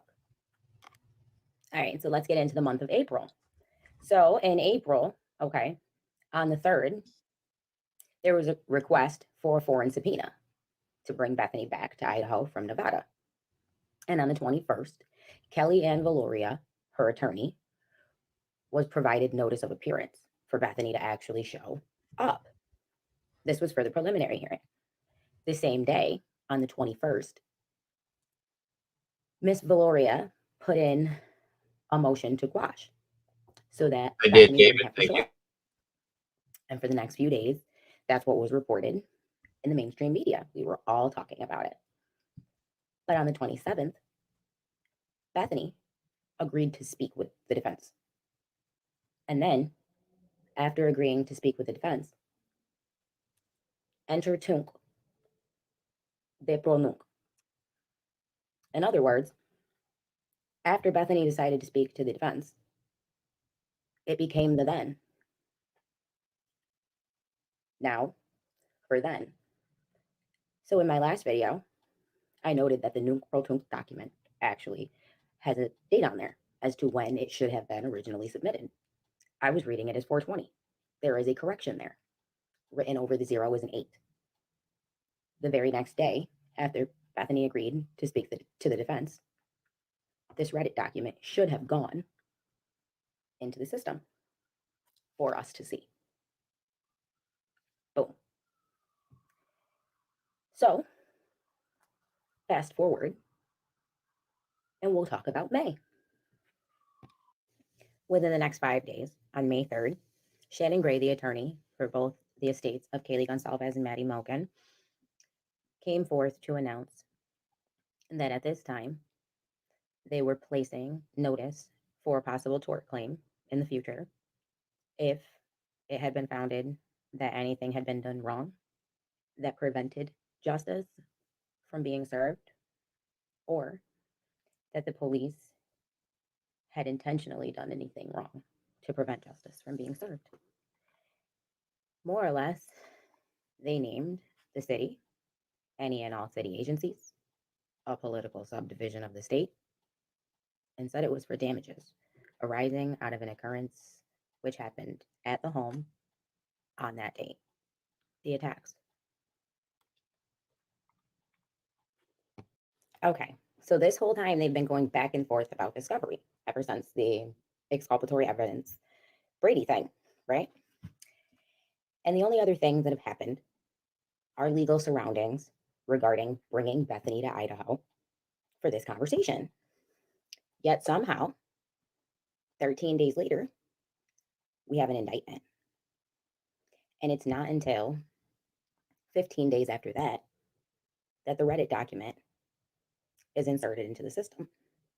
Nunc now, pro tunc for that, the day after Bethany agreed to speak to the defense. So, if you're a little lost on this, that's okay. I will help you understand the short of it here, and we'll go through the long of it this weekend over at the law offices of Andrew D. Meyer. And I will link his YouTube channel for anyone who may not know, right inside the description for this video, because we will be there this weekend. It'll be a pre-recorded video, but we will be there this weekend, and we will go over this video, and we will get his opinion as well as his law office. And I can't wait to hear what he and Lainey think of what I put together here. So, the short of it, the defense knows that someone else was there, and Bethany knows about it. Okay, so they wanted that information to come out. Law enforcement and the prosecution knew about that as well. Therefore, that Reddit information was their ace in the hole. But it is also the defense's trump card. Got it? So, everybody knows there's more than one person that's involved. Like them. They know. Okay? And to make matters worse, they're going to blame the other person, but the prosecution is ready to blame both people. Okay. So when he, the defendant, pulled their card about the Reddit thing and Bethany, they were like, shouldn't have brought up Bethany, because along comes Reddit. You want to play games? We'll indict you. From here, we'll build into moving forward to waiving our right to a speedy trial. And we will connect more dots. But for now, that's what we've got here. Have a good day, everyone. As always, let me know what you thought of the video. Is that sped up? It was. No, yeah. she just drinks a lot of coffee. No, of course it was sped up. Are you kidding me? Yeah, that was sped up. It was a Oh my 9-minute video we God. watched in like under 5. Or I had 6. it sped up faster than that, but I couldn't understand what she was saying, so I slowed it down a little bit. So her timeline, which is really a great way to assemble information, is the best way to do it.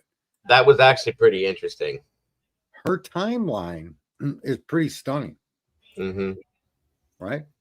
And what Not do you to me. guys? What you don't think it is? I mean, it's the same thing we've been saying. They went for the grand jury indictment the minute she was like, "Yeah, I'll talk." Yeah, but the time that I know, but like he's saying though, the timeline I think was interesting. And what is it that they're going to have that's the trump card? Is it that Bethany was involved with Kohberger? Is that what she's saying? I mean, we've said that too in the past. You know that was the exculpatory thing. Either that or there was something that was brought up, and these are all rumors, guys. You know that. So again, nothing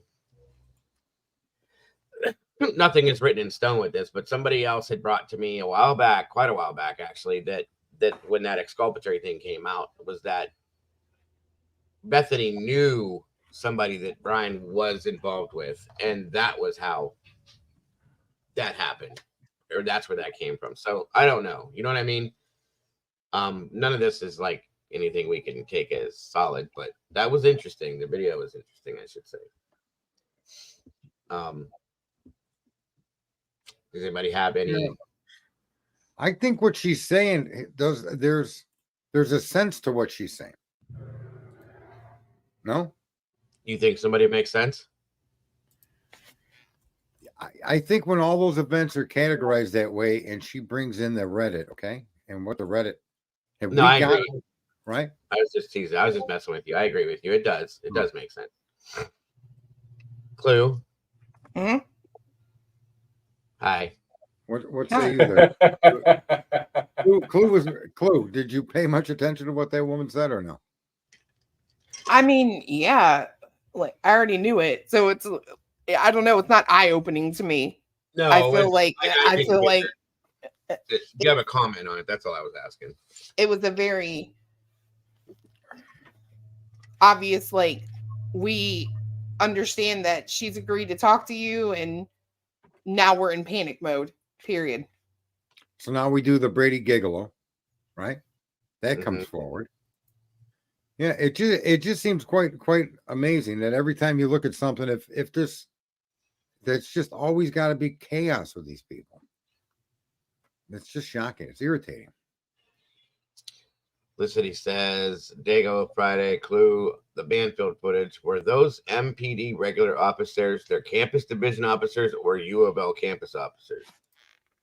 Where? Which ones? Banfield officers. They're supposed to be campus division. That's But who does alcohol. Yeah, but they're MPD officers, but the campus division of MPD is what I understood.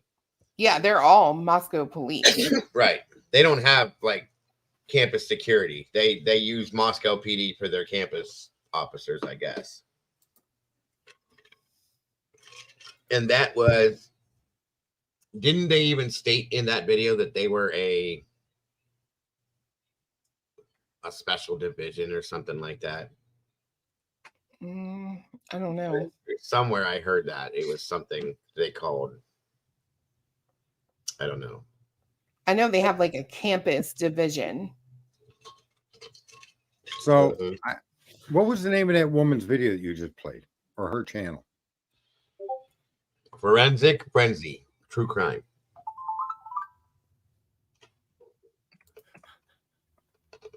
All right. Mm-hmm. Yeah, I just, because I do want to go over that video on in my own time, Mm-hmm. and just hear it, at normal speed and listen to what she said. So it's been nice. No, to review. It was sped up. I mean, she does have long pauses between what she's saying, but it was sped up. So, does anybody have anything else to add to today? I'm hungry. I got turkey in the oven. Damn, how did I know Sarge was going to talk about food? Man. He Oh, said, I got man. I got a pack of turkey beside me. Y'all better hurry up so Pops can go get his nap. I just Oh, ate yeah. a turkey sandwich. Dang. Oh, are we rolling into the nap time at the? It's past No, nap sir. time. The whole world should nap every day, at least 90 minutes, but an hour is okay. But 90 Sure. minutes is the best. Find me that time. And I'll- 90 minutes? You sleep for an hour and a half? Oh, it's beautiful. I wake up so refreshed. I could pave a driveway. I could build a house. It's awesome. every Yet you time I sit around and talk on YouTube. And I spend 6 hours a night sleeping, so that's how I get my 8 hours sleep, basically. I don't wake up when I lay down for a nap. I'll sleep all damn night if you don't wake me up. That's the problem. There's those things they call alarms, but it might require you to plug it in, so I advise you to stay away. All right, I've said enough. I think I've been All righty, everybody. Thank you, Clue, Cletus, Sarge, Willie, chat. Thank you guys for playing along today. I know there was a lot of you guys that did not like the topic, but I appreciate everybody's respect and trying to work along with it. It's hard because there's a lot that we can't look at that way. So, but it was a point to it. So I appreciate you guys very much. Ew, Victoria. Liver, onions, potatoes, and gravy. No. Very rarely that would be nice. I can't handle liver. I'm sorry. But anyway, guys, or panel guys, again, thank you for joining me today. Thank you for your input, your thoughts, your theories, your opinions. Go eat your food. I will talk to you all soon. Bye. Everybody else in the Bye. chat, thank you guys so very much for joining us today. Again, like I said, I appreciate everybody playing along and doing your best to go with it. You guys are amazing. Thank you so very much, guys. Don't forget to love yourselves, to love each other, and don't change a thing about yourselves because you are the beautiful people. And I will see you all so very soon. Bye-bye now.